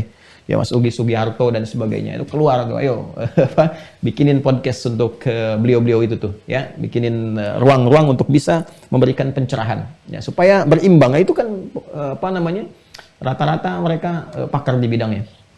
Ya, balik ke sini ya. Balik ke sini dulu. Ya, kadang-kadang kalau kita lihat fenomena itu ada beberapa yang perlu diingatkan gitu. Ya, sini teman-teman sekalian. Jadi ini konsepsinya, setengah takwa di sini. Nah, setengahnya lagi. Nah, bagian dari takwa juga itu di sini gambarannya. Lewat tertutupnya pintu-pintu neraka nih yang ditutup. Persamaannya apa? Kalau ini pintu surga ke rahmat, ke amal soleh ke rahmat, seperti yang telah kita buat ini, iman, amal soleh, rahmat, surga. Ini tertutupnya pintu neraka, persamaannya juga ke sini. Ada dengan iman itu, maka jika seseorang telah beriman, dia menghindari kalau yang ini amal soleh, yang ini amal salah. Amal salah. Nah, ini dicoret nih. Ya, dengan imannya dia menghindarkan segala perbuatan yang berpotensi salah. Kalau di sini ada rahmat, di sini ada azab. Kalau di sini ada surga, di sini ada neraka. Ya. Balik dulu ke sini pelan-pelan. Tadi masih ingat gak yang saya sampaikan? Ketika ada semua yang baik-baik, yang soleh-soleh, yang dibenarkan kemudian oleh syariat, bahkan jadi tradisi, kearifan yang dibenarkan secara lokal, ya kearifan-kearifan yang baik disebut dengan urf. Kumpulan kebaikan itu, kumpulan kebaikan yang dikenal baik dan dibiasakan, itu disebut ma'ruf namanya. Ma'ruf. Jadi setengah dari takwa itu ma'ruf. Tadi belum sempurna kita sampaikan. Jelas. Jadi sayap takwa yang pertama itu disebut dengan ma'ruf. Kumpulan dari segala yang uraf, segala yang dikenal baik, dikenal bijak. Ya, sekarang kalau orang sholat, umumnya orang lihat baik kan? Ya, orang haji umumnya orang lihat baik kan? Orang puasa pada dasarnya fitrahnya mengatakan itu orang baik. Ya, sekalipun dia belum beriman, dia akan mengatakan itu orang baik tuh, rajin ke masjid, rajin sholat, ya, rajin puasa, rajin sedekah, itu baik. Nah, kumpulan dari segala yang baik, yang bijak itu disebut dengan ma'ruf namanya. Lawannya setengah lagi ini, iman itu mampu mencegah seseorang dari perbuatan salah yang berpotensi mengandung azab dan menjerumuskan kepada neraka. Jelas? Nah, ini fitrah manusia, bukan mengakui sebagai yang baik, yang bijak, tapi lawannya mengingkarinya. Mengingkari sesuatu secara fitrah memang sudah diingkari, itu disebut mungkar namanya. Di setengahnya lagi terdapat pada yang mungkar. Tuh. Jelas? Baik, pelan-pelan, pelan-pelan. Jadi, takwa perwujudannya setengahnya dari yang ma'ruf, hal-hal yang dinilai baik dan kemudian ditingkatkan dalam konteks berkehidupan. Lalu yang kedua, mungkar, sesuatu yang diingkari karena memang wujudnya sudah salah. Ya, siapa yang mengakui bahwa korupsi itu benar? Semua mengatakan itu salah. Siapa yang mengakui bahwa saling mencela itu benar? Semua mengatakan itu salah. Siapa yang mengakui kalau gosip itu, ghibah, hoax itu benar? Tidak, semua mengatakan salah. Artinya secara fitrah itu diingkari. Ya, sesuatu yang diingkari tertolak disebut dengan mungkar. Karena itu, jika seseorang mampu meninggalkan yang mungkar, dan meninggalkan itu nggak mungkin dilakukan jika orang nggak mampu mencegah. Ya, karena itu peribahasa mengatakan mencegah lebih baik daripada mengobati. Ya, mencegah, menjauhi itu disebut dengan nahyu. An-nahyu. Ya. Ini bagaimana orang bisa mengerjakan semua yang baik-baik itu? Ya kalau disupport, diajak, didorong, diperintahkan. Nah, itu disebut dengan al-amru. Maka dari sini kita mengenal kaidah al-amru bil ma'ruf wan nahyu 'anil munkar. Inilah dua sayap takwa. Al-amru bil ma'ruf, ya, meningkatkan diri, ya, memerintahkan minimal pada diri kita, jangan tunggu orang perintahkan. Insan beriman itu imannya sudah memerintahkan pada dirinya, perintahkan matanya melihat yang baik, perintahkan lisannya bertutur yang baik, itu amru bil ma'ruf. Saat bersamaan an-nahyu 'anil munkar, meninggalkan segala yang diingkari, yang harus dijauhi, yang harus ditinggalkan dan sebagainya. Nah, ini dua gambaran ini, nah ini yang paling menarik nih. Dua gambaran ini, al-amru bil ma'ruf. Ini harus dirinci. Maka dirincikanlah oleh Allah. Jadi kalau kita bertanya, ya Allah gimana caranya mengerjakan yang ma'ruf itu? Tunjukkan supaya kami kenal. Maka ditunjukkanlah ragam-ragam amalan. Tuh, ada 8 pokoknya. 8 pokok ini yang nanti disebutkan kelak akan mengantarkan kita pada rahmat Allah dan berpeluang mendapatkan surga. Disebutlah dengan pintu-pintu surga. Ya Allah, mohon berikan kepada kami gambaran yang mungkar itu yang seperti apa. Ya kan? Maka Allah turunkan kepada kita detailnya. Ini loh yang dilarang nih. Ini yang hukumnya diharamkan. Haram itu artinya supaya tidak menurunkan kehormatanmu. Dari kata hormah, aku jadikan haram supaya tidak melunturkan kehormatanmu di hadapanku, kata Allah. Supaya tidak melunturkan kehormatanmu di hadapanku, kata Allah. Ya. Maka hukumnya haram karena otomatis teringkari oleh fitrah kita. Maka muncullah kemudian ragam-ragam amal salah. Dan ada yang pokok juga. Masih ingat gak yang pokoknya ada berapa? 7 kan? Ashabul mubiqat itu pernah lihat gak hadisnya? Ya, pernah kita belajar 7 dosa besar yang membinasakan. Ashabul mubiqat. Itu yang pokoknya itu. Seperti yang 8 ada pokoknya amal saleh. Amal salah pun punya pokok. Ashabul mubiqat 7 yang menghancurkan. Ya, 7 menghancurkan itu. Kenapa disebut menghancurkan? Karena ancamannya adzabul hariq, menghanguskan, menghancurkan, menghabiskan. Lewat apa pintunya? Ini pintu neraka. Karena itu disebutkan pintu nerakanya ada 7. Gambaran pokoknya ini. Ya. Ragam detilnya, amalan salah. Pokoknya 7. Cabang dari yang 7 itu banyak nanti. Ya. Seperti zina. Zina itu kan yang menghancurkan juga, menghanguskan, menghabiskan. Di turunannya apa? Ada muqaddimatuz zina dan seterusnya, pengantar kepada zina. Makanya ketika dilarang zina, wala taqrabuz zina.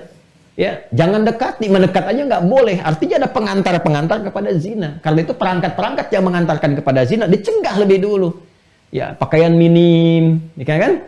Hal-hal demikian yang berpotensi mendatangkan keburukan yang lebih besar lagi. Kan prinsipnya mencegah lebih bagus daripada mengobati. Karena itu segala yang bisa mendekatkan kepada keburukan dicegah lebih dulu. Ya, itu yang kita coba lakukan. Pakaian coba perbaiki dengan baik. Nah, karena kelemahan di laki-laki umumnya pada pandangan. Kelemahan di perempuan umumnya pada pendengaran dan sebagainya. Jadi ketika ada tampil seperti itu, maka perempuan diberikan pakaian-pakaian yang sekiranya tidak membahayakan dirinya, dijaga oleh Allah. Dan nanti hikmahnya banyak sekali itu. Jadi kalau para muslimah itu belajar fikih tentang hijab, wah itu nggak ada kata lain kecuali bersyukur kepada Allah. Konsepsi hijab itu kan bukan sekedar berpakaian secara syariat, bukan. Tapi di situ ada nilai perlindungan. Yang kalau kita belajar fikihnya tuh otomatis dengan itu tuh sebenarnya ada hukum yang mengikat pada laki-laki untuk melindungi, gitu kan? Ya, kemudian juga ada di situ turunan-turunan penghormatan, menunjukkan sikap kehormatan sebagai seorang perempuan muslimah tentunya, ya. Nah, karena itu kalau sudah pakai jilbab, hati-hati. Ya, dijaga itu marwahnya, kehormatannya, syiarnya. Ya, kalau ada orang sengaja memanipulasi jilbabnya untuk berbuat maksiat, itu dosanya besar di hadapan Allah. Ya, jilbab itu diturunkan untuk mengangkat kehormatan perempuan supaya terangkat, terlindungi di hadapan Allah. Nanti ada asbabun nuzulnya sendiri itu. Ya, tiba-tiba dikooptasi itu semua ya, untuk memanipulasi tindakan maksiat misalnya. Wah, itu bahaya itu. Ya, ada yang sengaja orang menipu pakai jilbab, gitu kan? Supaya bisa disisipkan itu ya, barang curiannya di belakang jilbabnya, itu dosanya besar itu. Besar sekali. Itu di akhiratnya digiring itu pakaiannya dirubah menjadi pakaian api itu, ya. Di atas ke bawahnya. Ya, ada yang orang sudah terdakwa supaya dikurangi hukumannya sengaja pakai jilbab misalnya kan. Atau laki-lakinya tiba-tiba kelihatan soleh, pakai pakaian yang khusus pada spiritual dengan maksud bukan untuk merubah. Kalau merubah bagus, merubah diri untuk mendekat pada yang baik. Tapi kalau dengan maksud yang jelek lagi, udah berbuat salah, terus memanipulasi diri untuk mendapatkan keringanan hukuman dari kesalahan dengan menggunakan perangkat-perangkat nilai syariat, itu juga fatal salahnya. Ya, tapi kita tugasnya mendoakan. Ya, tugas kita menyampaikan bahwa itu tidak tepat, jalurnya harus kembali kepada jalur yang benar, dan dengan itu kemuliaan, kehormatan akan diangkat kembali. Kalau nggak percaya silahkan deh, robah diri, tampil lebih baik, lebih istimewa, itu Masya Allah, nanti Allah akan ganti itu ya, yang kurang bagusnya dengan yang baik dan terangkat lagi, kalau mau istiqomah. Nah ini gambarannya nih. Jadi di sini ada 7 amal salahnya itu, yang pokok, kita harus kenal ya. Ini ada 8 yang pokok. Ini disebut sab'ul mubiqat, seperti yang ini telah saya terangkan, detil, bahkan saya di edisi yang lalu, coba cek lagi ya, di video-video lalu, itu setelah saya turunkan, yang kisah viral sahabat Abu Bakar itu, mengonfirmasi kepada Rasulullah. Saya kan telah turunkan nih, 8 amalan pokoknya apa saja. Ya, yang ini 7 nih, bahkan ulama telah banyak menulis buku tentang ini, sab'ul mubiqat, dari hadis Nabi SAW. 7 yang berbahaya, yang menghancurkan, yang mencelakakan.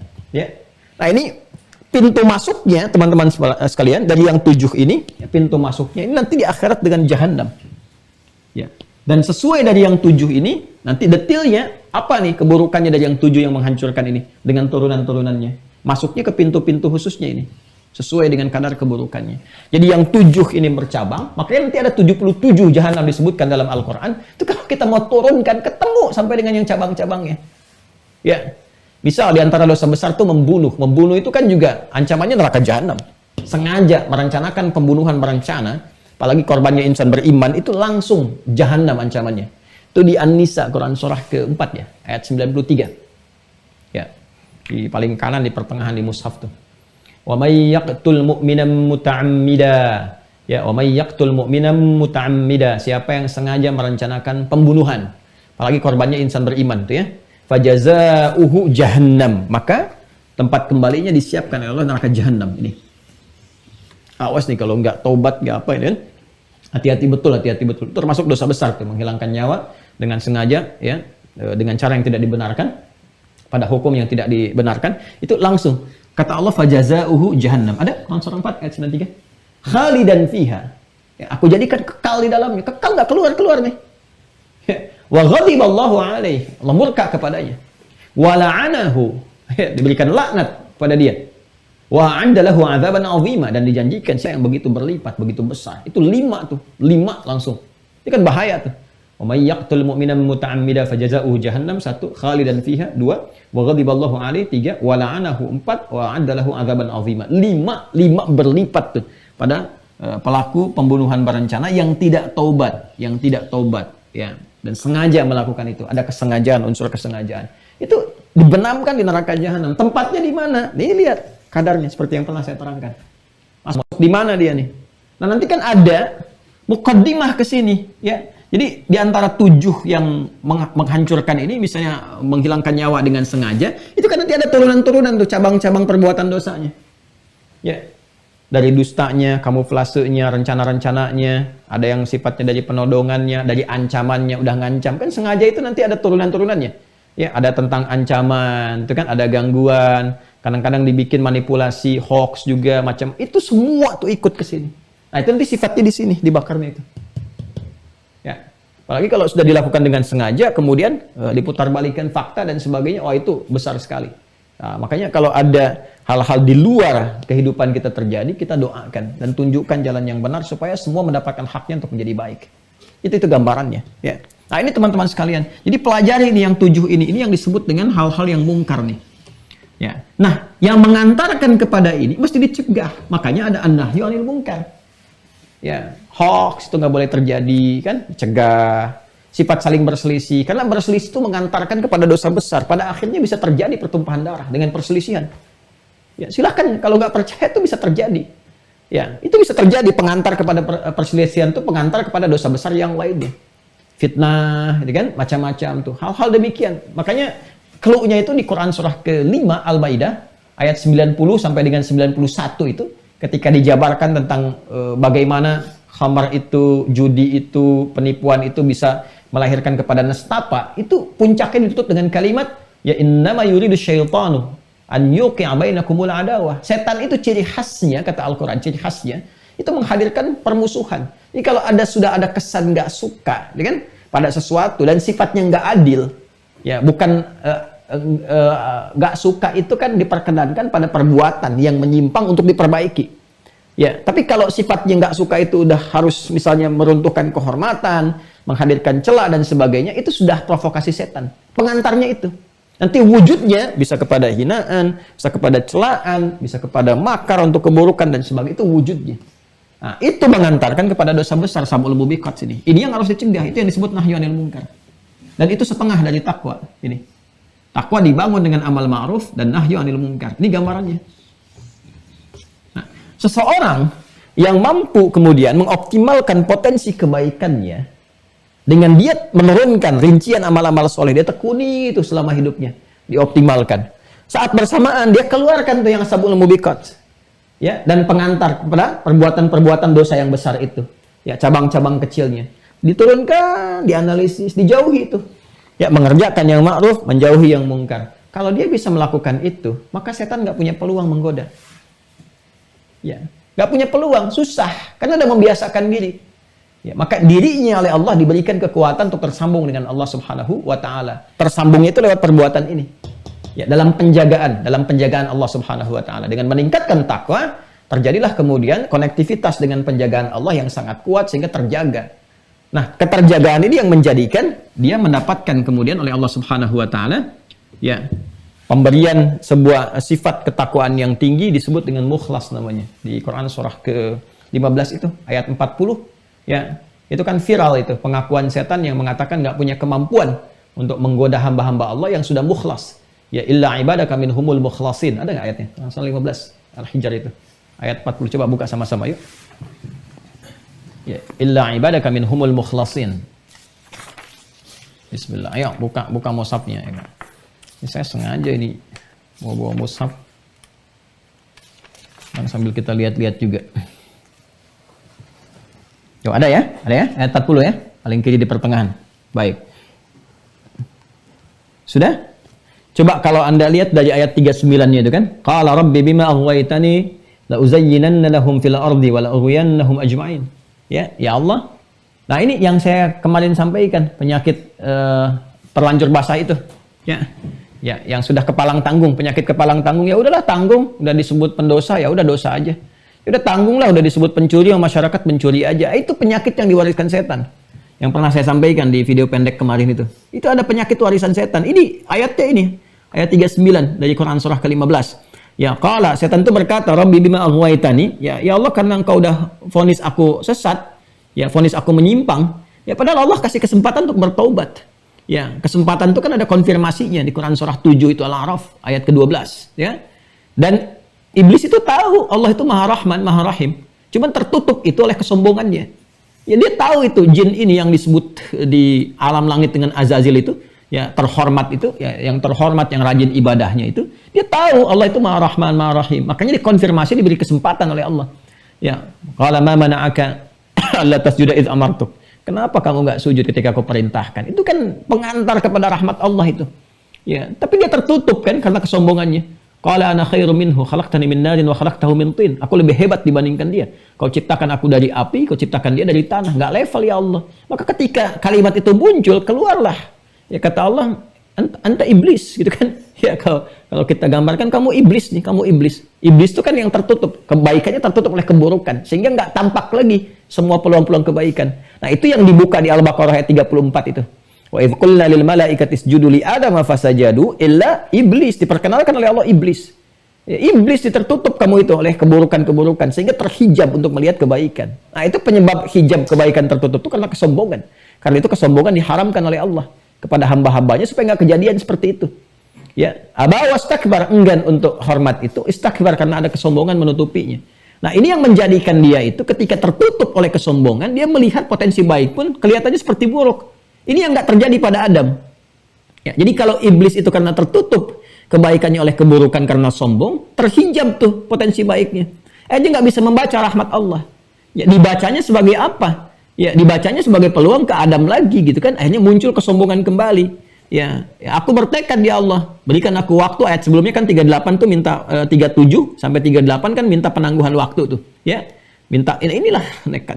Makanya saya sudah katakan, sering katakan, kalau sudah bodoh jangan nekat. Ya, nanti dikuntit sama iblis. Kalau sudah bodoh jangan nekat. Ya, walaupun sebetulnya bodoh itu pilihan. Kalau cerdas kan anugerah, bodoh itu pilihan. Tapi kalau sudah bodoh jangan nekat. Ya, iblis tuh paling senang kalau sama orang bodoh nekat itu. Jadi paling gampang ditiup dikit udah maksiat tuh. itu yang bahaya tuh seperti itu.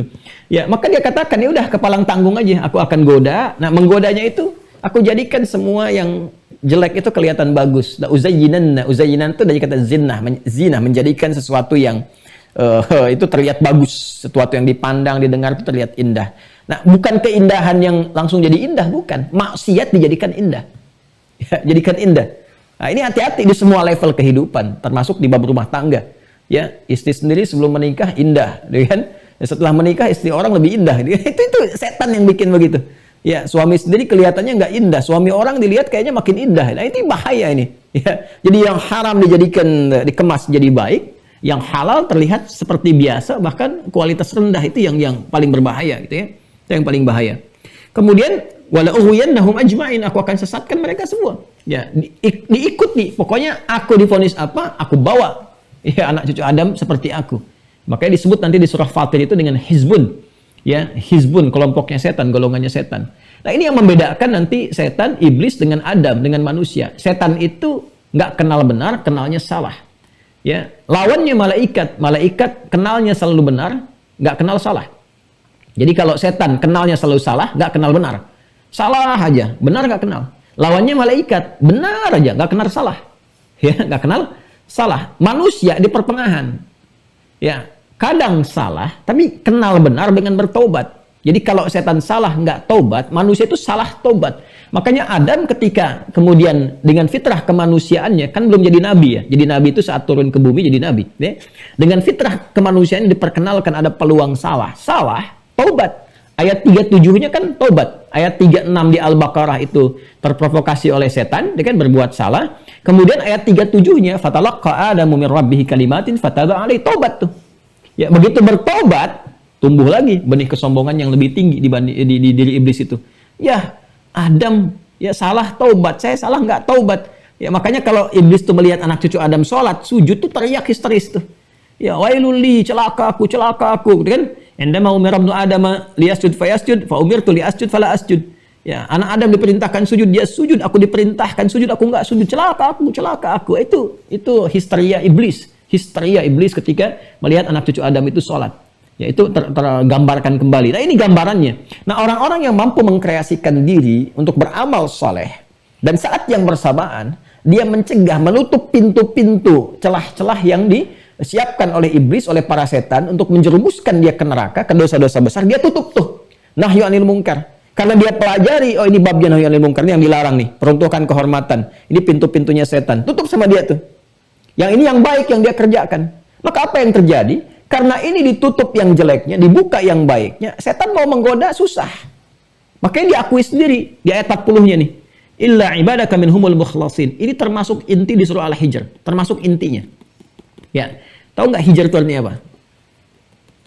Ya, hijr itu kan sekat. Sekat seperti benteng. Sekat seperti benteng. Kalau sudah berbentuk ruang disebut hujrah namanya. Jamannya hujurat. Ya, bahannya disebut dengan hajar. Hajar, batu. Ya.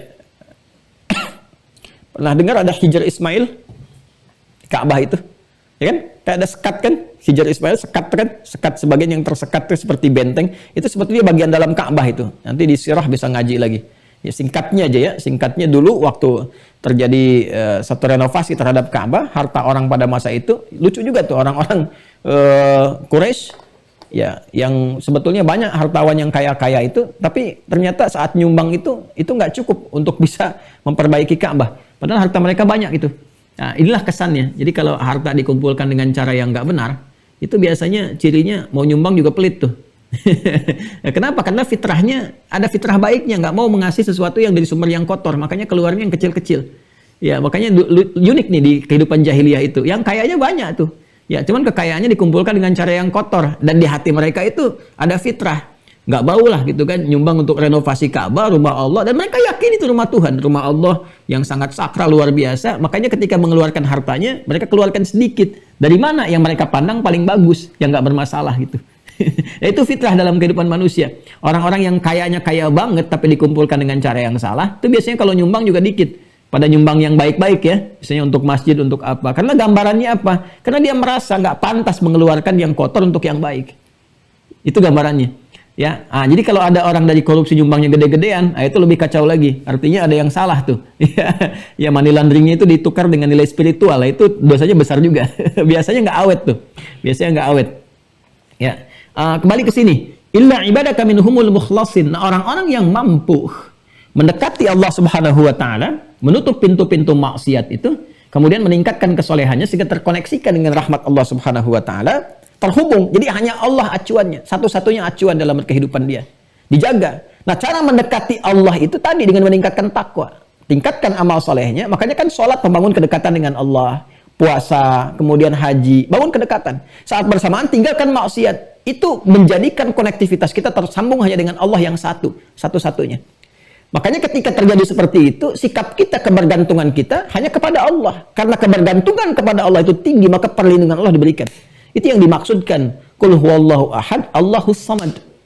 Jadi kalau sudah Allahus samad, Allah yang menjadi tautan kita satu-satunya, yang dengan sifat ahadnya itu, ya, maka semua sifat itu dengan menepikan yang lain selain Allah. Yang lam yalid walam yulad, yang dipertuhankan walam yakul lahu kufuwan ahad. Semua ditinggalkan semua itu kecuali tertuju kepada Allah saja. Caranya bagaimana? Supaya mempraktekkan Allahu ahad, Allahus samad. Ini amal soleh tingkatkan, ma'ruf, anil munkar itu jauhi, nahyu anil munkar, jauhi semuanya itu.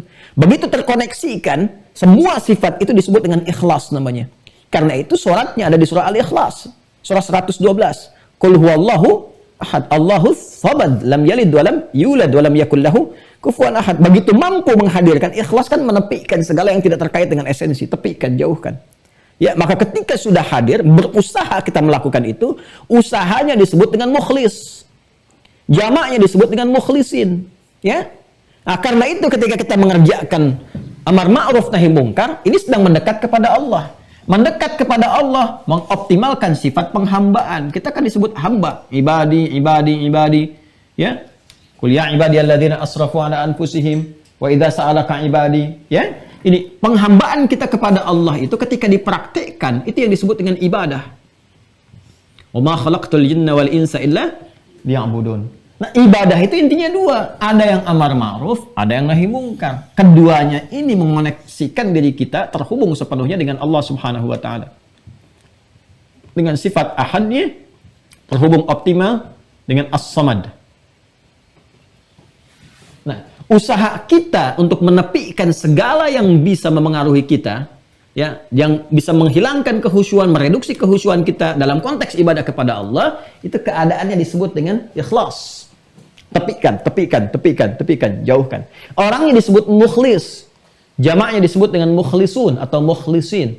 Maka ditegaskan di Quran surah 98 Al-Bayyinah ayat kelima itu. Wa ma umiru illa liya'budullaha mukhlishina lahuddin.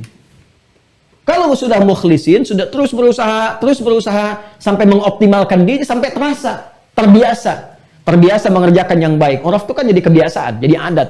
Terbiasa sholat sunnah, terbiasa puasa, terbiasa sedekah. Membentuk kebiasaan, sudah tertanam dalam jiwa kita, terbiasa meninggalkan maksiat, terbiasa menjauhi yang kotor dan sebagainya. Maka berubah mukhlis menjadi mukhlas.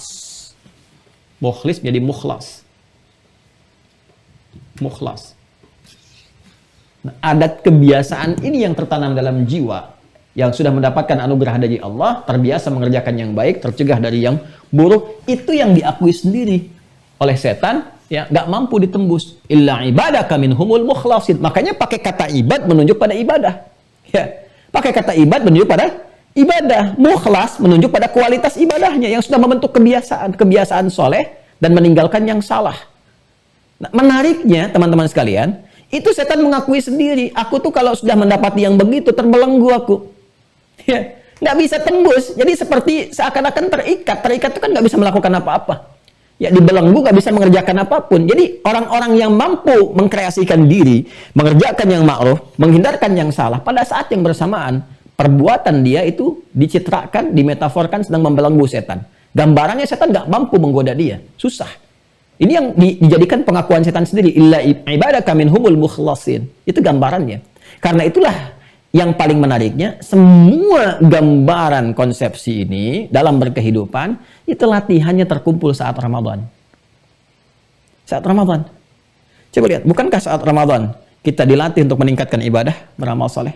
Maka ini kumpulkan semua. Yang pokok-pokok ada saat Ramadan. Kenali dari sekarang. Yang pokok itu apa saja? Siam jelas, puasanya pokok. Sholat pokok. Infak ada. Nggak percaya silakan. Ya, bukankah meningkat semua itu? Itulah pintu-pintu amal yang pertama. Makanya dibuka pintu-pintu surga. Ya, latihannya muncul saat Ramadan.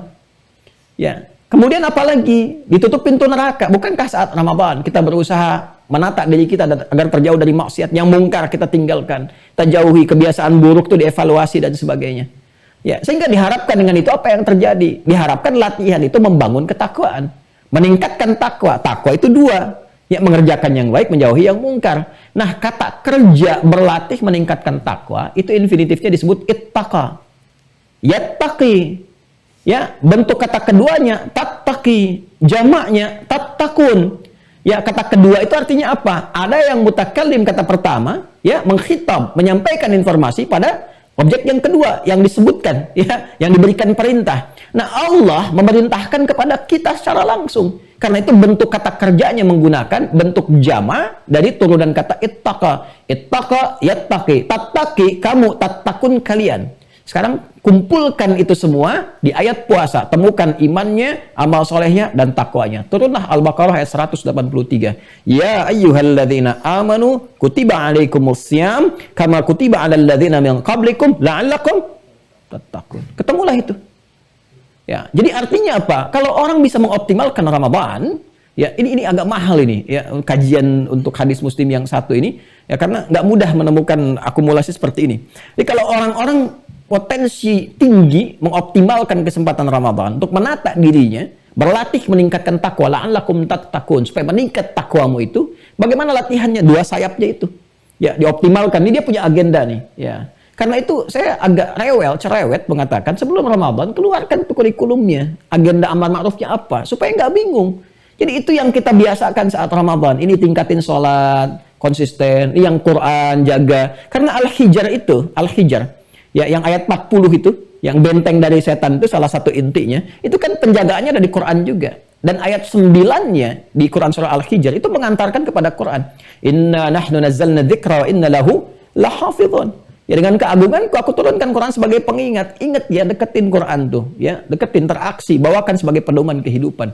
Dan aku jamin terjaga itu, Qurannya terjaga. Jadi kalau Qurannya terjaga, kita pun yang mendekat kepada Quran ada dalam penjagaan Allah Subhanahu wa ta'ala. Latihanlah di Ramadan, tingkatkan takwa, menunya ada. Ini yang kita siapkan. Latihan di Sya'ban, optimalkan di Ramadan. Kemudian yang nahyu anil munkar, pelajari yang sabul mubiqat, turunkan. Ya, dan pintu-pintu yang mengantarkan ke situ. Ramadan, optimalkan melatih diri. Latihan mata, telinga, lisan sampai ke ujung kaki. Jangan berbuat maksiat, jauhi. Nah, ini yang kemudian diharapkan membentuk kepribadian takwa. kepribadian inilah yang dipraktikkan 11 bulan mendatang. Itu maksudnya. Ya, nanti kalau kita bisa kerjakan itu, kualitas kita naik kepada pribadi takwa yang mampu mengalahkan malaikat. Sifat dasar malaikat itu takwa. Sifat dasarnya, materi penciptaannya itu cahaya, sifat dasarnya takwa. Karena itu ketika diungkap di Quran surah ke-66, ya, Quran surah 66, At-Tahrim ya, ayat 6, itu diungkap sifatnya. Ya. Ya ayyuhalladzina amanu qu anfusakum wa ahlikum nara. Hei orang-orang beriman, jaga diri deh, jangan sampai engkau dan keluargamu itu masuk dalam ancaman neraka. Ada? Ya, ada penjaganya tuh, alaiha malaikatun ghilazun syidadun, ya, la ya'sunallaha ma amarahum wa yaf'aluna ma yu'marun. Ada para penjaganya tuh. Nanti di ayat lain disebutkan 19 penjaga, gitu kan, sesuai dengan sifat nerakanya. Jadi ini menarik nih. Ya, masih ingat gak tadi saya sampaikan di awal, bentuk nar gak pakai alif lam, itu ada 19. Ya, ku anfusakum wa ahlikum nara, kan bentuknya nara kan, nggak pakai alif lam. Nanti di ayat lain ada penjaganya 19 juga. Nah, jadi 19 ini keadaan turunannya diturunkan nanti dalam bentuk spesifik pakai alif lam, 126 dibagi 77 keadaan sifatnya. 77 ini dikumpulkan dalam 7 dosa besar. Gitu ya gambarannya. Nah, sifat malaikat ini sekalipun penjaga neraka itu punya sifat takwa. Jadi menjaga neraka pun masih dengan takwa. Apa itu? La ya'sunallaha ma amarahum. Itu nahyu anil munkar. Semua malaikat sifatnya nggak ada yang maksiat. Sekalipun penjaga neraka tetap nggak maksiat kepada Allah. Nah, kamu bagus hati dunia tuh, pernah nyumbang juga ya. Ringanin dikit deh, nggak ada, tetap gitu ya gitu. Ya, apapun tugas mereka, itu karakternya selalu la ya'sunallaha ma amarahum. Nahyu anil munkar. Wa yaf'aluna ma yu'marun. Al-amru bil ma'ruf, mengerjakan tupoksi dengan benar. Jadi karakteristik malaikat itu takwa, meningkatkan, ya selalu konsisten pada kebaikan dan enggak pernah kenal salah, menjauhi kesalahan. Itu la ya'sunallaha ma amarahum wa yaf'aluna ma yu'marun. Nah, kita itu dilatih oleh Allah untuk meningkatkan takwa. Kalau mampu dilakukan, itu bisa mengungguli malaikat. Kenapa? Karena malaikat itu sudah bawaan fitrahnya begitu, enggak punya nafsu. Makanya takwa lawannya nafsu di Quran. Ya kan? Takwa 115 kali dengan derivasi nafsu 115 kali. Malaikat tuh soleh, taat, nggak perlu dipuji karena memang bakatnya udah soleh, nggak ada perjuangan untuk soleh. Ya, kalau Pak Soleh, Bu Solihah karena bukan malaikat, dia masih butuh berjuang. Dia butuh sholat, butuh puasa, butuh menghindari maksiat, ya, butuh menghindari zina, menghindari potensi-potensi keburukan. Malaikat nggak ada perbuatan itu karena nggak ada nafsu dalam dirinya. Makanya ketika manusia mampu takwa, itu malaikat diminta hormat. Itu gambarannya. Ya, nah ini hal yang sangat penting ya teman-teman sekalian. Jadi kalau salah itu dianggap ada satu dalam tanda petik batas kewajaran tertentu dalam kesalahannya karena ada potensi nafsu. Tapi jangan sampai ikut setan karena setan itu nggak kenal benar. Kalau salah terus. Manusia salah dia taubat. Makanya kalau manusia salah nggak taubat disatukan dengan setan karena itu karakteristik setan. Ya, ketemulah kemudian di tempat kembalinya setan itu jahanam. Jahanamnya tingkat yang paling tinggi di sa'ir gitu. Nah, inilah teman-teman, ini yang dimaksud hadis Nabi SAW terkait dengan latihan puasa kita di bulan Ramadan. Jadi ini jeniusnya Imam Muslim kenapa menempatkan hadis ini urutan pertama untuk memberikan kesan persiapan optimal pada diri kita. Idza jaa Ramadan, ya kan? Nah, biasanya kan kalau idza ketemu fi'il madhi maknanya mudhari. Idza jaa nasrullahi wal fath. Kalau sudah tiba pertolongan Allah dan Mekah itu berhasil dibuka. Saat surah itu turun kan belum terjadi Fatu Mekah. Ya kan? Nah, ini hadisnya mengatakan idza jaa Ramadan, kalau Ramadan sudah tiba, ya kan, nanti pintu-pintu surga itu terbuka, pintu neraka ditutup, setan itu terbelenggu. Maksudnya apa? Siapin sebelum nyampe Ramadan dari sekarang. Sampai tiba Ramadan, kita optimal menyiapkan amal soleh yang menjadikan diri kita itu mampu mengangkat kehormatan di hadapan Allah, mampu berpeluang mendapatkan rahmat Allah dan memasukkan dengan rahmat itu diri kita ke surga. Nah, saat bersamaan pelajari pintu-pintu yang digunakan oleh setan itu sebagai celah-celah menjerumuskan ke neraka. Ini apa nih perbuatan salahnya untuk ditinggalkan? Kalau mampu mengoptimalkan itu, Ramadan latihan. Kalau berlatih seperti itu, maka setan akan terbelenggu. Itu maksudnya. Ya. Nah, jadi kalau real kita latihannya betul-betul oleh Allah ditampakkan tuh saat Ramadan tuh, semua kenikmatan itu. Nah, jadi praktek Ramadannya pada akhirnya mengantarkan kita pada praktek setelah Ramadan.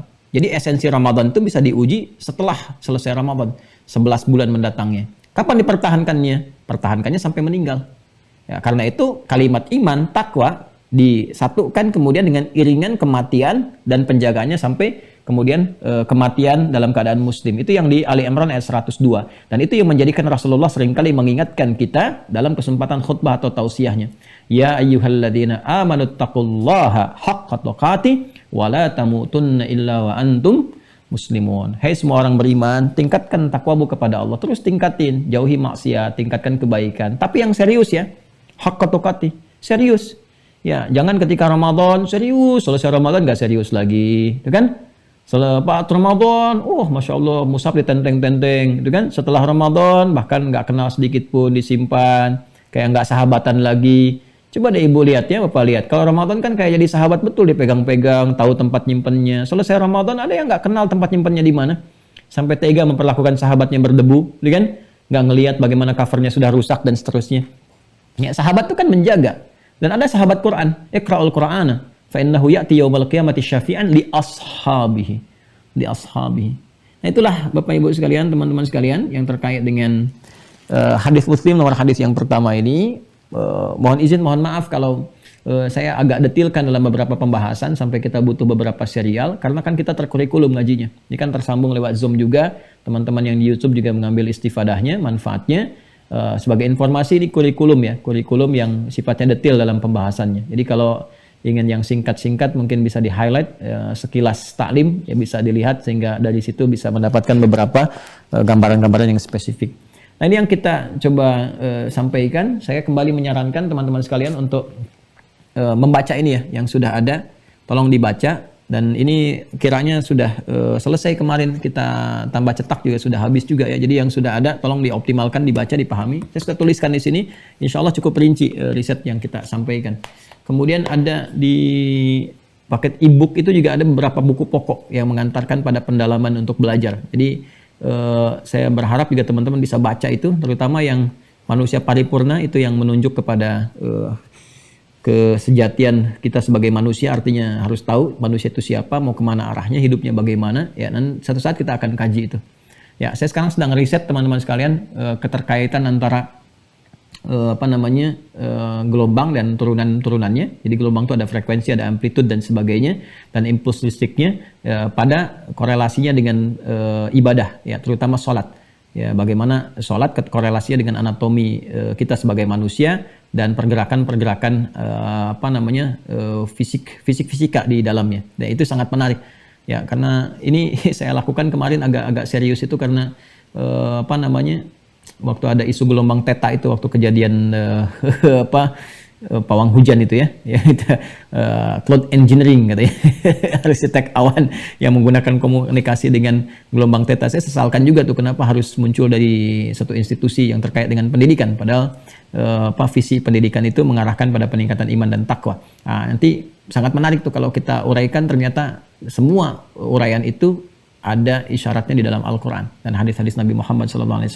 Dan nanti mungkin kalau sudah selesai saya akan publikasikan juga dalam bahasa Inggris supaya para ilmuwan di Barat juga bisa melihat itu, dan boleh jadi mudah-mudahan ya ada yang bisa mendapatkan pencerahan dan mau mengaji Al-Quran dan puncaknya bisa mendapatkan hidayah dari Allah Subhanahu wa Ta'ala. Ya, saya kira itu yang bisa diulas di kesempatan kali ini teman-teman sekalian. Dan saya mengingatkan izin yang pertama 1-2 hari ini pada teman-teman yang sudah masuk di STWH, insya Allah kita akan ada sesi untuk penguatan persiapan untuk optimalisasi Al-Quran di bulan Ramadan. Ini yang pertama. Yang kedua, saya mengingatkan pasca Ramadan, insya Allah ini sudah hampir selesai ya, 95% untuk yang sekolah AIS itu mau selesai, jadi aulanya bisa digunakan. Dan insya Allah kalau kondisinya kondusif, mulai akan ada undangan setelah Ramadan ya, ba'da Syawal. Mungkin saya kira sekitar Juni lah ya, Mei masih persiapan-persiapan, mungkin sekitar Juni-Juli itu sudah mulai ada kelas offline Mira secara terbatas sesuai dengan profesi. Karena itu saya mohon teman-teman dilengkapi data-datanya, nanti se-Indonesia itu dapat undangan penyesuaian waktunya, jadi nggak tiba-tiba begitu, nggak ya, disesuaikan waktunya dan kajiannya sesuai profesi nanti ya. Jadi disiapkan teman-teman semua yang profesi masing-masing supaya bisa optimalkan kelasnya. Dan yang ketiga, teman-teman sekalian, tidak bosan saya mengingatkan kepada semuanya untuk menyiapkan diri Ramadan kali ini. Mudah-mudahan lebih berkualitas, lebih baik, lebih mulia dibandingkan Ramadan sebelumnya yang telah kita lalui. Dan semoga Allah memberikan keberkahan dan rahmatnya kepada kita semuanya. Saya kira itu yang saya sampaikan. Semoga bermanfaat, semoga bernilai kebaikan. Dan berita baiknya yang terakhir sebelum saya tutup, alhamdulillah, jangan sampai ketinggalan. Sekarang semua lapisan kalangan masyarakat muslim ya di Indonesia khususnya berlomba untuk menjadi ahli Al-Qur'an. Kita jangan sampai tertinggal. Ya, bahkan ini kita sedang mengoptimalkan mencetak untuk paket hafalan Quran bagi mahasiswa, dan kemudian ini yang menarik, warga-warga binaan. Jadi sekarang di warga-warga binaan insya Allah sudah mulai dibangun pesantren-pesantren lokal di dalamnya, yang tidak susah juga mencari santrinya karena santrinya udah ada di situ semua, dan sudah mulai sekarang di antara mereka ada banyak yang menghafal Quran. Jadi berlomba semuanya ya, mudah-mudahan jadi insan yang baik dan dimuliakan Allah Subhanahu wa taala. Allahumma taqabbal minna innaka antas sami'ul alim wa tub 'alaina innaka antat tawwabur rahim. Allahumma rabbana atina fid dunya hasanah wa fil akhirati hasanah wa qina adzaban nar wa qina adzab jahannam ya arhamar rahimin wa qina adzabal hariq ya arhamar rahimin fid dunya wa fil qadari wa fil akhirati ya rabbal alamin. Allahumma inna nas'aluka biqadratika fa innaka ala kulli syai'in qadir biyadikal khair. Allahumma ya Allah warzuqna kullal khair fid dunya wal akhirah. Wa sallallahu ala sayyidina Muhammad wa ala alihi wa sahbihi ajma'in. Wa akhiru da'wana subhanakallahumma wa bihamdika nashhadu an la ilaha illa anta nastaghfiruka wa natubu ilaik. Wa akhiru da'wana alhamdulillahi rabbil alamin. Terima kasih. Assalamualaikum warahmatullahi wabarakatuh.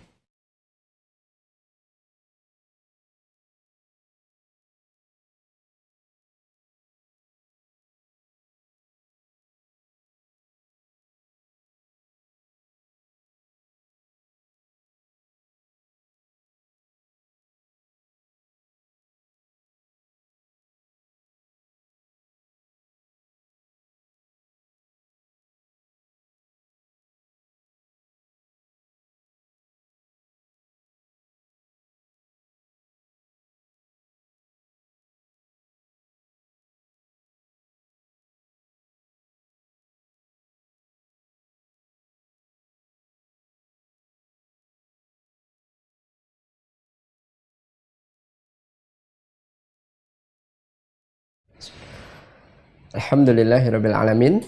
Jazakumullahu khairan katsiran kepada guru kita semua, Ustadz Dr. Adi Hidayat LSMA. Mari kita bermohon kepada Allah Subhanahu wa taala, semoga Allah senantiasa mengampuni dosa dan kesalahan beliau beserta keluarga, memberikan kesehatan dan juga umur yang panjang dalam ketaatan, juga memudahkan segala urusannya, baik urusan dunia maupun urusan akhiratnya. Amin. Dan tidak lupa kita bermohon kepada Allah Subhanahu wa taala, semoga Allah senantiasa mengampuni dosa dan kesalahan kita semua, dan menjadikan ilmu yang disampaikan menjadi ilmu yang bermanfaat, sehingga kita dimudahkan untuk bisa memahami juga mengamalkannya dalam kehidupan kita sehari-hari. Amin. Tidak bosan mengingatkan bagi teman-teman yang sudah terdaftar dan sudah memiliki perangkat belajar Mira Institute untuk bisa mengaktifkan akunnya dengan cara login di website resmi Mira Institute. Silahkan masuk ke mira.quantumakhir.com, tekan tombol loginnya, lalu gunakan username-nya berupa email dan juga passwordnya berupa nomor telepon yang sudah teman-teman daftarkan. Penting teman-teman untuk bisa mengaktifkan akunnya agar data teman-teman bisa terbaca oleh sistem kami. Dan pastikan data yang diisi adalah data yang sesuai dengan apa yang ada pada diri teman-teman sekalian, agar teman-teman bisa mendapatkan kesempatan jika sudah tiba waktunya untuk kajian offline bersama guru kita Ustadz Dr. Adi Hidayat LSMA. Dan teman-teman juga bisa menikmati setiap fitur-fitur yang sudah disajikan di website resmi Mira Institute, seperti mendownload kitab-kitab rujukan ataupun materi yang sudah di-scan dan sudah di-upload oleh tim admin. Teman-teman juga bisa mereview kembali video-video pembelajaran di Mira Institute dari awal pertemuan sampai dengan hari ini. Juga teman-teman bisa mengevaluasi pemahaman teman-teman dengan menjawab beragam macam pertanyaan yang sudah disajikan di website resmi Mira Institute. Bagi teman-teman yang belum mendapatkan username dan juga password namun sudah terdaftar, teman-teman bisa menghubungi admin Mira Institute di nomor yang sudah tertera pada layar teman-teman sekalian. Dan bagi teman-teman yang baru tergabung, kami himbau untuk bisa mengikuti pembelajaran dari awal pertemuan secara bertahap agar pemahaman teman-teman bisa lebih maksimal dan pertemuan satu dengan pertemuan lainnya bisa tersambung dan juga terkorelasi pemahamannya. Jangan lupa untuk mengikuti ujian di setiap babnya agar teman-teman bisa melanjutkan ke bab berikutnya dan juga mendapatkan kesempatan untuk tergabung di sesi Zoom bersama guru kita Ustadz Dr. Adi Hidayat LSMA. Jangan lupa untuk join di grup resminya Mira Institute yang ada di Facebook dan juga Telegram. Sesuaikan namanya seperti yang sudah tertera pada layar teman-teman sekalian, agar teman-teman selalu update terkait dengan informasi kegiatan di Mira Institute. Teman-teman bisa mensubscribe YouTube channelnya Mira Institute untuk menyimak kembali video pembelajarannya secara umum agar teman-teman bisa mengambil manfaat dari pembelajaran di Mira Institute. Pastikan logonya seperti yang tertera pada layar teman-teman sekalian di bagian kiri atas. Dan bagi yang ingin mengetahui video-video terbaru dari guru kita, Ustadz Dr. Adi Hidayat LCMA, teman-teman bisa mensubscribe YouTube channelnya Adi Hidayat Official. Jangan lupa tekan tombol loncengnya agar setiap informasi terbaru bisa langsung masuk ke perangkat teman-teman sekalian. Dan bagi yang ingin mengambil kesempatan atau peluang untuk wakaf pesantren Mira untuk tahap pertama, insya Allah sampai dengan akhir bulan ini masih terbuka.